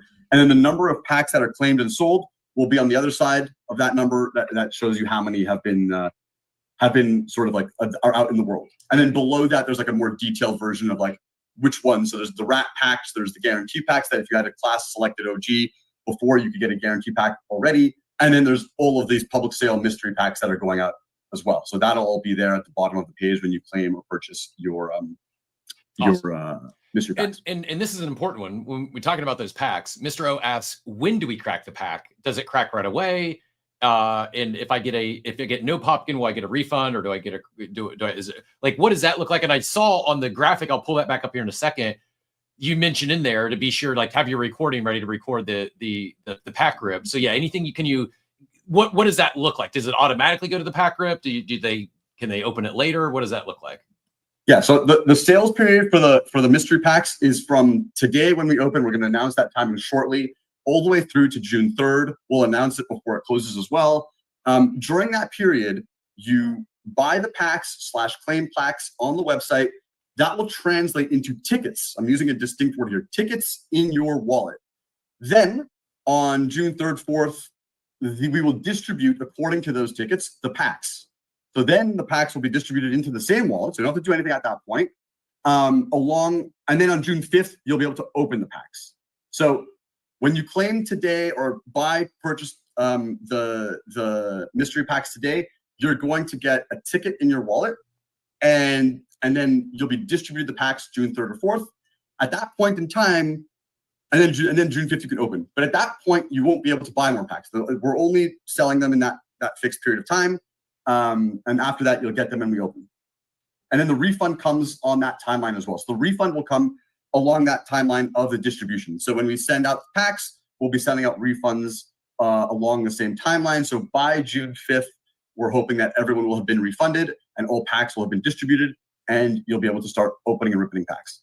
Love it. And I forgot to mention, not only do you want to hit record, your you're going to see the best, whoever pulls off the best reveals, you're going to handpick some standout reveals, and winner's going to earn another badge. So I love how you're gamifying so much of this process, not just a pack opening for, chasing grails, but even those that, as I said earlier, even those that quote unquote lose and they don't catch a Popkin, they're essentially getting free stuff. I'm excited to follow along because some of those, hey, they had desire, they wanted one. So there's your secondary buyers. Even if they don't go and buy in secondary, maybe they start participating and find their way to a chance at an OG Clayno. I appreciate all the thought, the intention that went into this, and excited to support, and we'll definitely be following along. Yeah, Cab, go ahead. I saw you jump back in. Yeah, I feel like I'm gonna get rugged again, but I did pin a whole bunch of little lore teases. We're sitting on basically hundreds of storyboards and concept art just for the Popkins alone, and essentially the goal there. I know Andrew took you guys through it, but the goal was dinos are human characters. We needed something to feel more like animals or companion type plays or fauna. So that's where the Popkins came into play. They're inspired by all sorts of things, prehistoric animals, things like Pokemon. But if you guys check out some of these pins, you're going to see some little web comics and storyboards and things like that. Love that. So just one more time for the people in the back, because I know a lot of people have been in and out of this, and I know, and again, thank you for all your time today. You guys are the best. When mint, how much mint, and what should people, we've talked about the sort of SWE money that they need to bring over and how they can do it with Phantom and what they need to do there and why that makes it really simple. But what do people need to do today if they're ready to get their hands on these packs? So all I got to do is put notifications on from the Claynosaurz Twitter account. We will announce the time that we're opening up the mint shortly. It'll be at a website there. I just like we've been telling everyone, it's popkins.claynosaurz.com. It'll be from our official account. Don't click on a link you're not aware of. And you can mint that. You'll be buying tickets or claiming tickets between today and next Monday, Tuesday-ish. Again, we'll announce before it closes. And then after that, you wait and see and you enjoy. And you can do that on SUI. It's SUI USDC. You can't buy it in USDC on Sol or in SUI native currency. So it's USDC on SUI. And that is a $200 ticket price. There are no losers because if you don't catch a Popkin, you'll get a refund plus all the goodies back in that pack. With that is not a winner pack, like an escape pack. So no losers. USDC on SUI. We'll announce today, so put notifications on for the Claynosaurz Twitter account. Love that. Thank you both. Thank you both for coming through. Thank you both for your leadership in this space, and very much looking forward to this. Good luck with everything today. We will be following along and playing along ourselves. Thanks for coming up and giving us all your time this morning. Thank you, C. Thank you, Captain. Talk to you soon. Thank you so much. Good luck today. Later, guys. Cap, this stuff excites me. This is a palate cleanser for all the shit we've been talking about. I mean, it's like the amount of things that we talked about, like no innovation, not as excited, whatever. It's like, then you go around and totally redeem yourself. And the space has these, people who are leading the way. I'm excited, man. I'm pumped. I don't know. What about you? Yeah, same. I'm getting a little bit of losing some audio in and out there, but I think we're back. Good stuff. There's more to it than I was even aware of coming into it. I saw the post, saw some of the announcements, but meant everything I said. I love that they're actually not just providing proof of fandom, but actually rewarding fandom. We kind of flew over those rats. I saw someone in the chat, in the abstract chat, said everyone who attended that party, they can claim one of only 650 of those rats. There's a chance, I don't know what the market's going to say these things are worth afterwards, but there's a chance that you attend that party, you do your claim today, that rat could sell for more than your trip to New York, or more. Maybe it's a night at a hotel. Maybe it's just how they're going about integrating blockchain tech, rewarding fandom, leaning into building with their community, the ethos of the space, while at the same time really doing their best to build entertainment and IP that transcends crypto and Web3. Like I do think this is a path. This is how, not saying it's the only path, but I'm trying to keep it a positive spin. It is kind of disappointing we haven't seen more for so many that came into the space with the grand visions of IP. Like, there's not many that put even remotely this much effort into making things go. Yeah, we rattle off a few names of the leaders that are still absolutely doing their things, but I think we might see. I think this could lead to another wave of it. I think of like we were talking Good Vibes Club yesterday, a big sale with them. Team coming on tomorrow, by the way. Hit the reminder up top if you haven't done so yet. We'd love to have another full house for them. 42 ETH sale overnight, 6-figure sale. They're different, but their approach to this space is similar in the sense that it's not just a digital collectible. That was my biggest takeaway from all that they're building. Yeah, the digital collectibles, that's a product they sell, and it's generating revenue for them. They're not just stopping there. And I think that's where a lot of people ran out of ideas in the last NFT cycle. Okay, we sold NFTs. Now what do we do? Oh, let's sell some more NFTs. Let's update the art. Let's bridge. Come on, people. Like, there has to be some more substance to it. And I feel as now the quality projects like Claynosaurz, like Doodles, like Pudgies, like Apes, like Azuki, they're putting out real product. Does it all break out of Web3 and enter mainstream? Probably not. Will most of it? Probably not. But some will. And I'm certain that, near certain, that none of it breaks out if they don't make the effort. If all they do is just sell digital collectibles to the audience that's here, it's not going to work. And we've seen even some of the ones, I'm not going to name any names, I'm going to pick on anyone, but there's some that aren't 20, they're like 20, 25 classes. And so far, all they've done is sell digital collectibles. Maybe there's more, but I just like, that's old. That's tired. That NFT season's not coming back. You might mint out. You're going to lose your momentum pretty quickly if there's not something else you're building with that digital collectible. I think it's like, there's a couple things here. Like, I think there is something to be said about the fact that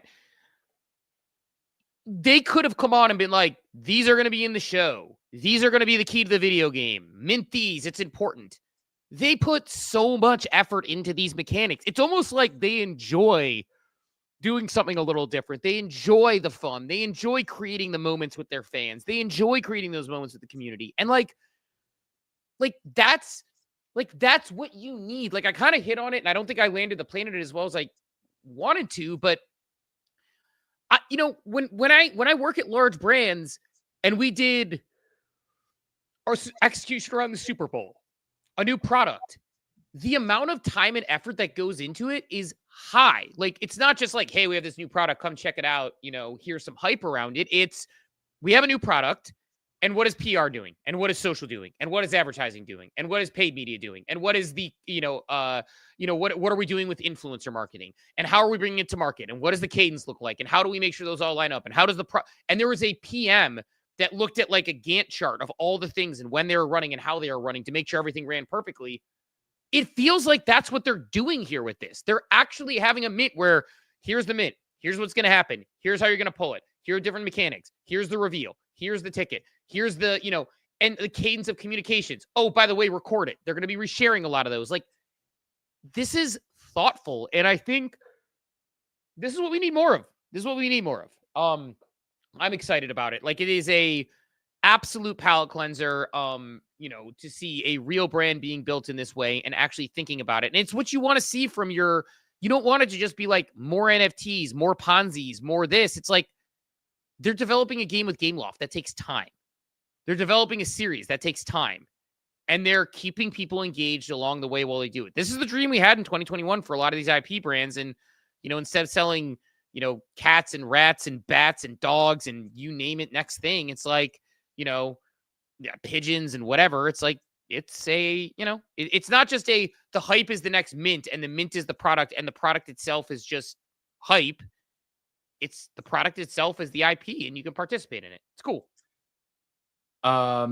It is cool. Excited for it. And I'm hopeful we see more and more of this sort of activity. I did catch what they were laying down there with, and I've seen some other posts in the timeline as well. But yeah, so Machiavelli asked if they only sell 25,000 packs and everyone gets a Popkins. That's how I interpret it. I'm guessing like the randomization will be done after the sale ends, hence why they're doing the tickets.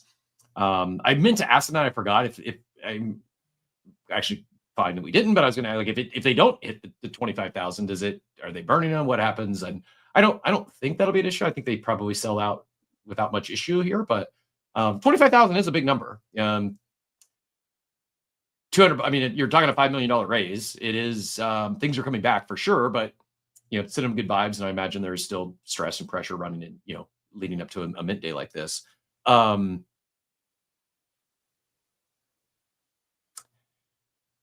We had other breaking news while we're on the show, Steve. I don't know if you have other thoughts before we go there or not. No, go ahead. It may uncleanse your palate. Oh yeah, It's going to break the timeline. what happened? We got the latest update on Stay Loud, Laudio, and what it looks like for not just the top 25, who are likely going to be all cashing out 6-7 figures a week for a little while.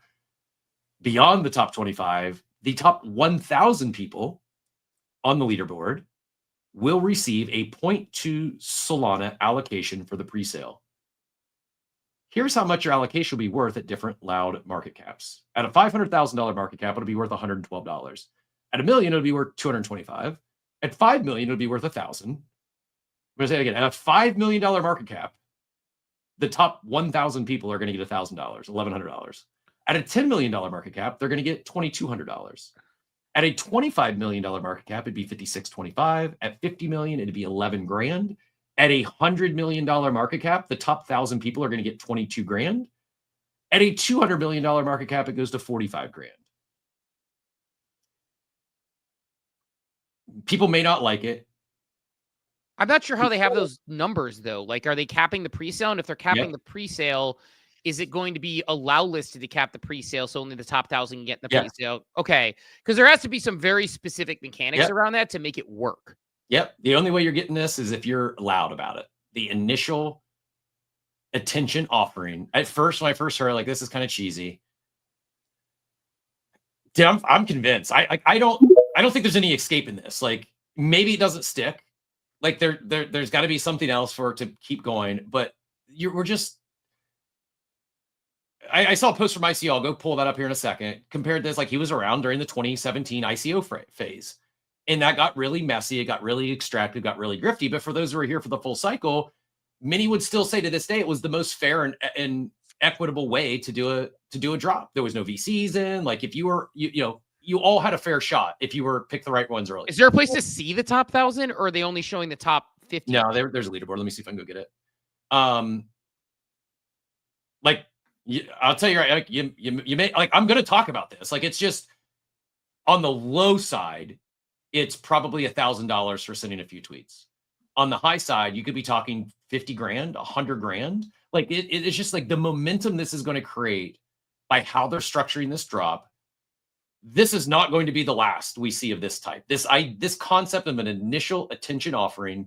You went in a presale, yeah. Like, we went from just blindly sending money to wallets, hoping to get something in return, to now you can only participate if you're a brand ambassador. If you're talking about this, like, I don't even think this is a hyperbole, that this is probably, if not unquestionably, going to be the strongest marketing push, the strongest marketing team for a meme coin launch ever in the history of crypto.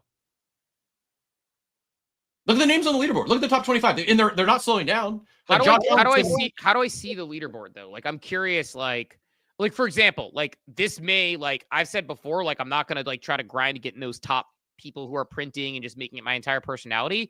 Top 25, like, I think if you're not already close to it, don't even like. Right. But I was going to say, like, I may sell out for the top 1,000. You should. Top 1,000's easy. Yeah. Top 1,000's easy.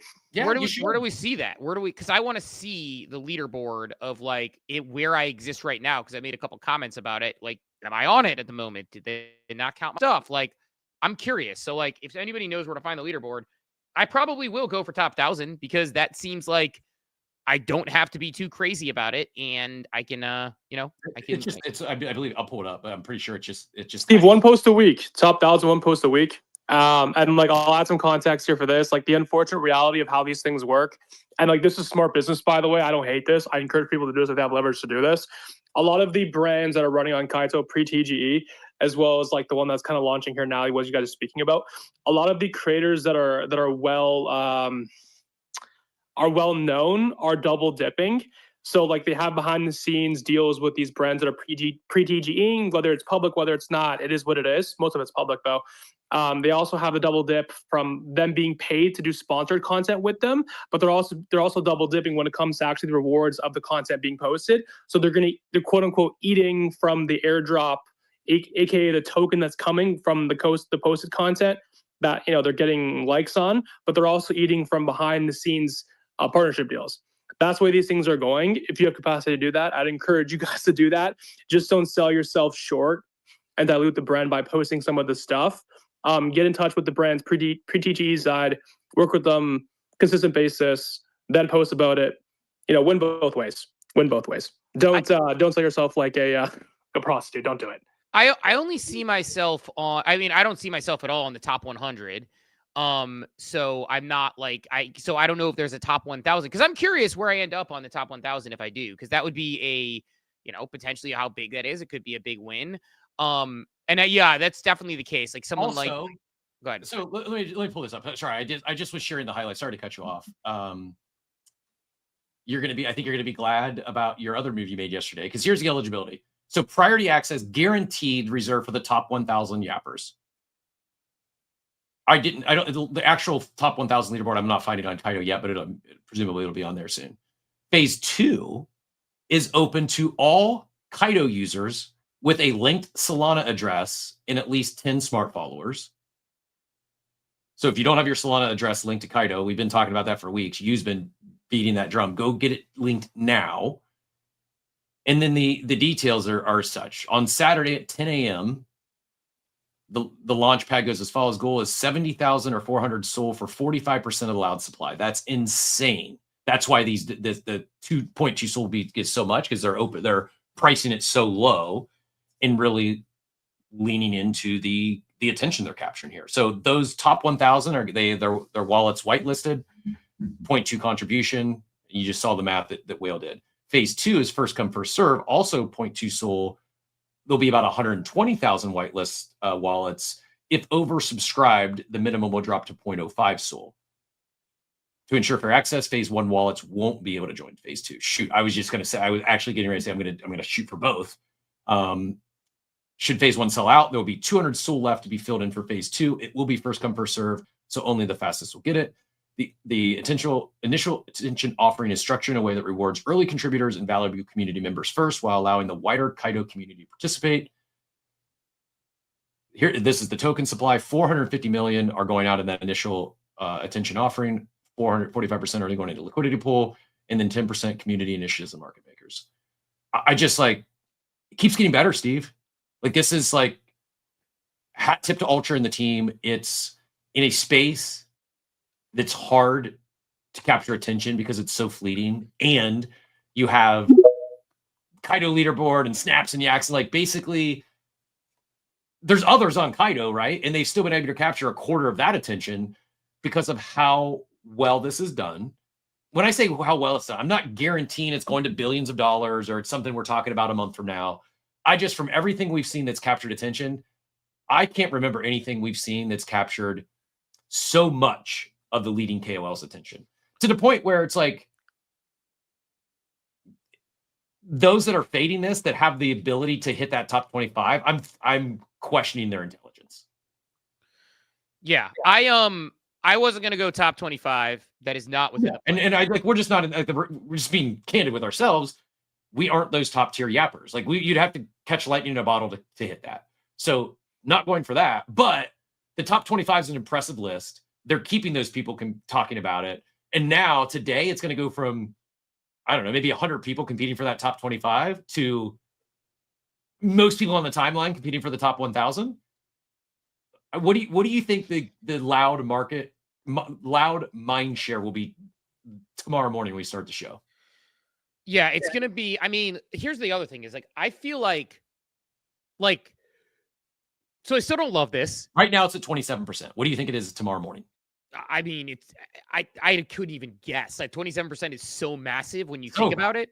It's probably going to be, I don't know that it jumps tremendously. I think it's going to be like 35 to 35, something like that. Yeah, I'd say 35 to 50 because what I said yesterday is like, oh, this is maybe the best time ever to work your way up a Kaido leaderboard for everything other than Loud, as everyone's focused on Loud, even more so now over the next week. There's two paths. I do believe there'll be tremendous amount of money will be distributed through the Kaido leaderboards over the course of next week. Some of it a lot of it, the big checks are going to go to this Loud campaign. They're going to print. Now that it's not just 100 or so people competing for those spots, it's going to be Steve, myself, everyone going for the top 1,000. All those other campaigns are for the taking. Like I just, you want to talk about Cap? How long is the campaign? Like if we start today, for us that haven't started, when does it run till? Well, pre-sale Saturday, right? So you have Saturday. 3 days to just make an entire personality about Loud. Oh man, that's cutting it. That's cutting it short too. It's cutting it quick. Which makes me happy. I think that's actually smart. I think that's the way to go. Like I would not want it to be like a week. I think that would be overkill and people would get sick of it. Like I think 3 days is a little long. I would even wait until tomorrow and be like, hey, you got 24 hours, talk your shit. What do you think happens after though? I don't think that I think they're maybe I'm wrong, but I think how I've seen this, I'm really impressed. Like we talk about, I hated Blur. I think it decimated the NFT ecosystem. It accelerated the downfall of many of those collections. Incentivized bidding just wasn't. They were never meant to be in that world. I don't think. It's my personal opinion. But I'll give Pac-Man credit for building great Ponzi's. He built a couple great Ponzi's all the way through TGE at Blast, and then he stopped. Then he built a really bad one post TGE. But we gave him a lot of credit for this. I'm not even going to call it a Ponzi. It's just, man, it's the best capture of attention I've seen since I've been here. Yeah, it is organic, but it's not. It's not organic because they're all subject to making huge checks. But I would love to know. We'll probably never know this answer. How much did Ultra pay Kaido to be powered by Kaido? How much did they pay to get that endorsement, the collaboration, the partnership? Because that's what sent this thing off. That's what started it. And then, the mechanics they've continued to drop have been impressive. I think there's probably another shoe to drop. I think there's probably on TGE day, they'll drop something else, staking or something to keep the momentum going. I know some people are going to hate this, but it is going to absolutely take over the timeline for the next 48 hours. I mean, I hate it. We'll go to DH in a second here. I hate it. I feel for Claynosaurz. I mean, they're not going to pause their drop on something like this, but I hate it for them because they deserve all the attention today. The reality is they're just not going to get it. They'll do fine, but in a world where Loud isn't taking over 30% of the timeshare, you can't tell me they don't capture at least some of that 30%. You know what I mean? Yeah, I mean, this is going to be very, very busy for the next couple of days with a lot of people. And for me, it's like, look, man, if I can send a couple of tweets a day, I hate to say it, I'm going to share these numbers again before we go to DH, but based on how they're doing this and based on Whale's tweet, which to Andrew's point, Whale is definitely doing some sort of promotion marketing and also getting on the leaderboard. So he's going to print on this. But I don't know if he's doing promotion marketing. I think he's doing it because he knows he's in the top 25, and so he's going to do everything he can to stay there. No, he's definitely paid for this. Steve, I don't think Wales. I don't think he's getting paid for this. Would do that, but there are a lot of creators that have things in their bio that correspond to the pre-TGE brands, so they're double dipping as we should. If you can win twice, if you can win twice as much playing the same game, win twice as much while playing the same game. Yeah, I don't have an issue with it either. I don't want to make this. I don't even want to throw that out there in the wild because I genuinely do not think Whale is doing that. I think if he was doing it, he would disclose it, and I don't want to start that rumor. Yeah, it's a free roll for anybody who is. Either way, regardless. Looking at these numbers, So what do we think is a realistic market cap for Loud? So let's say 50 million is a realistic market cap for Loud. That's the number I'm playing on. Now, could it be bigger? I think it's extremely conservative. But you say this, everybody's going to be selling. Like people are going to be selling the second that this thing hits their wallet. I don't think that's true. Steve, I don't think they're going to sell based off of what happened with Kaito. When like the Kaito dropped, there was a quick dip, but it ran up afterwards because the MMs. I think people actually hold this. I do too. Surprisingly. So I think it's maybe not forever, but I don't think it's a bloodbath. I don't think it's a sell-off on Saturday. They're already talking 3,3 stuff. Every one of these people who is in the top 25, they're not getting a big allocation for being in the top 25. They're getting trading fee percentage for being in the top 25. So they want to see this thing run up. They want to see crazy volume, and they want to see it last. If all of them get their big allocation, they all dump it, the chart's going to crash, and people are going to stop trading it. Like, they are so heavily incentivized not to brick this chart. I just maybe it is a massive sell-off. I don't think so. I think we see people hold this, and I think 50 million is extremely conservative. So if it's 500 million, you get on the top 1,000, you just printed $110,000. Yep. All right. Well, we're going to be doing some Loud tweeting the next few days, and spraying and praying a little bit to see if we can get ourselves out there. So that's going to look. I have a question. I shouldn't say this on a recorded space if it is a hack. Does anyone Don't know? Don't ask. I know what you're going to ask. Don't ask it. Don't ask it. Just keep it in your back pocket. You got 2 days to try to get that cash cap. All right, I'll ask you offline. I know exactly what you're going to ask, and it's the exact same thought I had, and the answer is you are on the correct track. I have already asked. I'm kind of sad now, I'll be honest. Kind of sad now. I'm actually mad for not doing. If this actually is working, what's in my brain, and it works, I'm really disgusted with myself for not doing this sooner. I asked ChatGPT the question now and had the same thought. I know we're on the same page. Great minds think alike, but how stupid are we for not doing this sooner? Steve? I know. We're not going to expose it. A magician never tells. I'll share on Monday. Tune in Monday show. I'll share. Is it something you may or may not be able to do? Maybe not. Maybe it's not what I think. Then that's another thing. So it's not what you're thinking. I can't wait to hear yours. But I mean, collectively, our two ideas. Never say never, Steve. Maybe the scales of balance work in our favor this time. We both find ourselves in the top 25. I'm not counting on it, but I think we've got two hacks now that we share almost everything on this show, unless it's something that's not friendly about someone else, and I don't want to. This is one where it's like I don't want you to like. I'm gonna be a little greedy this time. I'm gonna be a little greedy. I think, and I truly want to make sure it works before I start telling other people to do it. Sure, yeah, that's my reason too. Also, I just want to get in the pre-sale because look, I mean, I'll put it this way. We'll go to DH in a second here. Cap, and I mentioned we do this show for free outside of sponsors, right? So we get the sponsors where we can. We got a cool one coming on Monday. We got another one coming on shortly after that comes on based on how we kind of like have moved into space. But like, creating a content creator isn't the easiest thing when you're trying to provide value without doing things in the to your audience in a way that feels disingenuous. This is one of those ones where, do I love this mechanic in this token? Maybe not, but I'm you're making it too obvious now, Steve. It's too obvious now. Even I understood it at this point. I don't. It's too obvious. Like you may not love the product, Steve. I don't feel disingenuous at all because I actually do think it's novel mechanics. It's working. I'm really, truly impressed with how they're launching this thing. That's genuine. Now, do I think the Loud token is going to change the fabric of society? No, not in itself. But I actually genuinely do think this is probably the beginning of the initial attention offering meta. And it's gonna go down from here at some point. So like this is the one that's going to be the one that starts the thing. So it's like you want to be on the first roller coaster, not the 12th one. Right. Depressive Facts, go ahead and get in here. Hey guys, GM. Oh man. Okay. Sorry. I had to collect my thoughts for a second.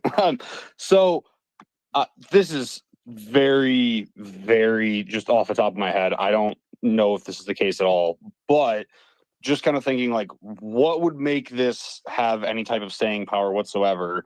If you were going to make a competitive InfoFi platform, wouldn't Loud be a really good name for measuring the reach of your voice and your mind share. Like, just kind of putting that out there. I threw that in a reply to Dort's post about this, but just kind of an interesting thought of like, this would make for a pretty good InfoFi platform competitor. Also, just before I hop down, real quick, shameless plug for the Popkins mint today. I'm doing a giveaway on my page for a limited edition Clayno plushie. So check that out if you have any interest in a plushie. So thanks, guys. Love that. I don't think that they're trying to compete with Kaido or another attention platform. I'm pinning your post at the top for those who are looking for it. It is now pinned up top. Should be up there in a second. Takes a second to get up there in the nest, but I don't think. I don't think it's like a competitor. I think it's a quick move to make some money, and God bless them. They got creative with it a little bit. Is it like something that I'm not going to make the top 25. But if I have a chance to make the top 1,000 and this thing goes well and there isn't a mistake that goes along with it, there's going to be an opportunity if they do the mechanics the way they think they are. I'm on the other side of this comment from Diego. It says, so loud as a Trojan horse to implode Kaido. I think this sends Kaido into the stratosphere. Because we're maybe not. Maybe this doesn't work. If it does work, we're going to see a lot more of it. It makes sense for these companies to partner with Kaido as opposed to do their own thing. Yeah, I think this is actually just like putting Kaido on steroids if this thing hits. Yeah. I think this separates Kaido from their competitor. Now, people could do the same thing with Snaps and Cookie.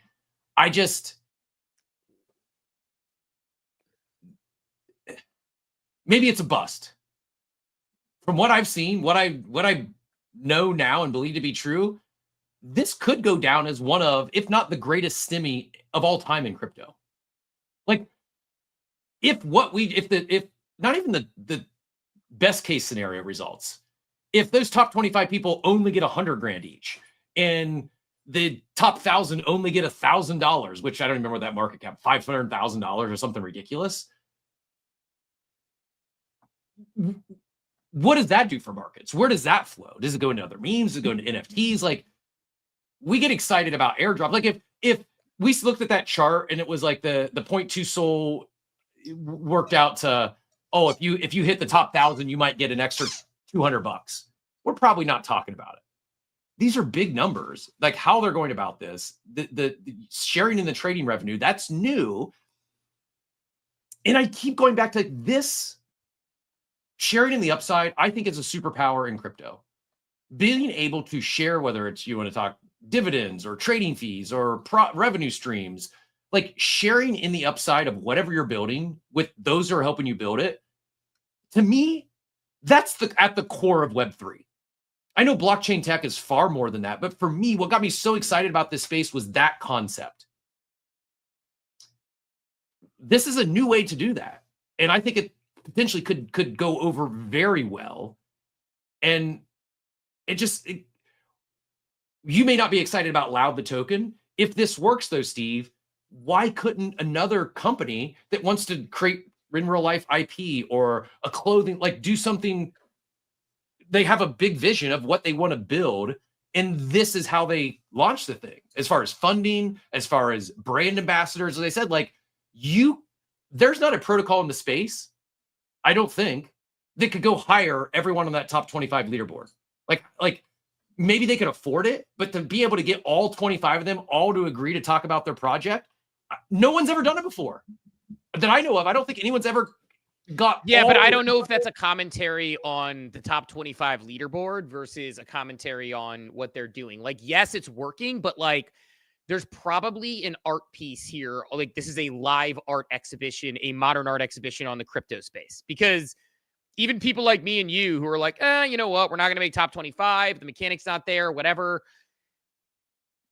And like, honestly, like wasn't going like, because there's a difference between making it your entire personality for ever, or making your entire personality for a couple of days, or making it something that you talk about for a couple of days. I think that this is a brilliant mechanic that's going to take control a lot of people. I think like, I think there's a chance that you and I don't make the top 1,000 based on this thing, actually, as I think about it. Like, I think there's 1,000 accounts out there that could probably out-tweet us on this and outrun us on this. So I don't want to, you know, I think there's a real chance. So yeah, like, I think there's, you know, we'll see. I'm excited to do this. I'm excited to see what this thing does. And like, it's a bit bolt of energy. And to your point, if the money flows elsewhere, we shall, you know, we shall see what happens there. But it's certainly getting the attention, but I do think it's almost like a modern art piece on our space as a whole and what people value, because, you know, like, and I know it's done tongue in cheek. I'll give an example because he's my guy and I love him to death. But, you know, Legendary has been wide open about the fact that he's like, I'm trying to get the cash. I'm talking about it, and it's like a little tongue in cheek, but, you know, it's work. So, Cap, we got a debrief. So let's let everyone get out of here because I'm curious what you're talking about because you know what I'm talking about. Let's let everyone sail off into their day as we get this thing going. I want to stay loud and get loud. It changed my content plan for the entirety of the next 48 hours. Mine too.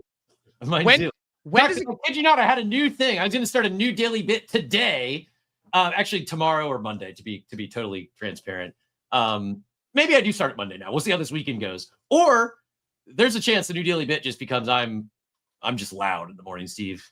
GM louders, GM stay loudio, and I can't believe I didn't use it in the GM this morning. I'm not above adding laudio in every tweet I post out for 10 grand a week. Like that'll I can be bought. So 10 a.m. is the pre-sale, and then when do they say when it's distributed? They don't. On the 31st. So I'm not sure. Pay attention. Don't touch grass this weekend. That's my advice. If you need to touch some grass, do it tomorrow. Do it Sunday. Do not be touching grass around 10 a.m. Eastern on Saturday morning. I think you're going to want to be here for that. Even if you're on the sidelines, I think you might want to be tuned in for this one. Yeah. Because it could. I mean, who knows? Who knows where the money flows? But I think this is going to be one of at least the biggest stimmy we've had in 2025. Yeah, I'm going to be on it. Well, Cap, that's it. Let's send everyone off in their day. I have a lot to think about now and digest, which may have changed how I'm going to move the next 48 hours. Because look, I'm not one to jump on these sort of trends, but those numbers are astronomical. And, you know, right now the Bark household could use it. I feel like I've become a KOL. I feel like I've become an influencer in the last 2 days, Steve. Yesterday, I influenced you to stake Kaido. Today, I influence you to participate in the KOL Loud Madness. Like, my job here might be done. You're like the Dark Kermit, you know, meme when he has the hood up right now. That's what you're doing. You're like the Dark Kermit meme, which is like, who's like, you know, telling me like, you know, tweet, you know, get Laudio. So, yeah, I'm not going to be crazy about it, but I am going to see how it goes. It feels a little dirty, but I would like to see the top 1,000 though. Like, I want to know if I even like, am I even in it right now? Right? Like that matters. Cause it's like, if I'm like 7,800, I'm like, all right, I'm probably not going to climb this thing. If I'm 978, then we're going to be loud for a few days. So, we're getting after it. That said, let's let everyone sail off in their day. I'm interested to see where this goes. I'm interested to see this mechanic. I think it is a smart mechanic. It changes the way things are doing things, and excited to see how it goes. Shout out Claynosaurz for coming on today. Really enjoyed that conversation. Shout out to everybody who showed up today for the space, and shout out to Ultra just for coming up with something really interesting. Got to give credit where credit's due. Makes sense and is absolutely crushing it. So it is actually much more interesting than I first thought. I kind of blew it off. Like, this is gonna. There's actually a lot more substance than I initially gave it credit for. Yeah.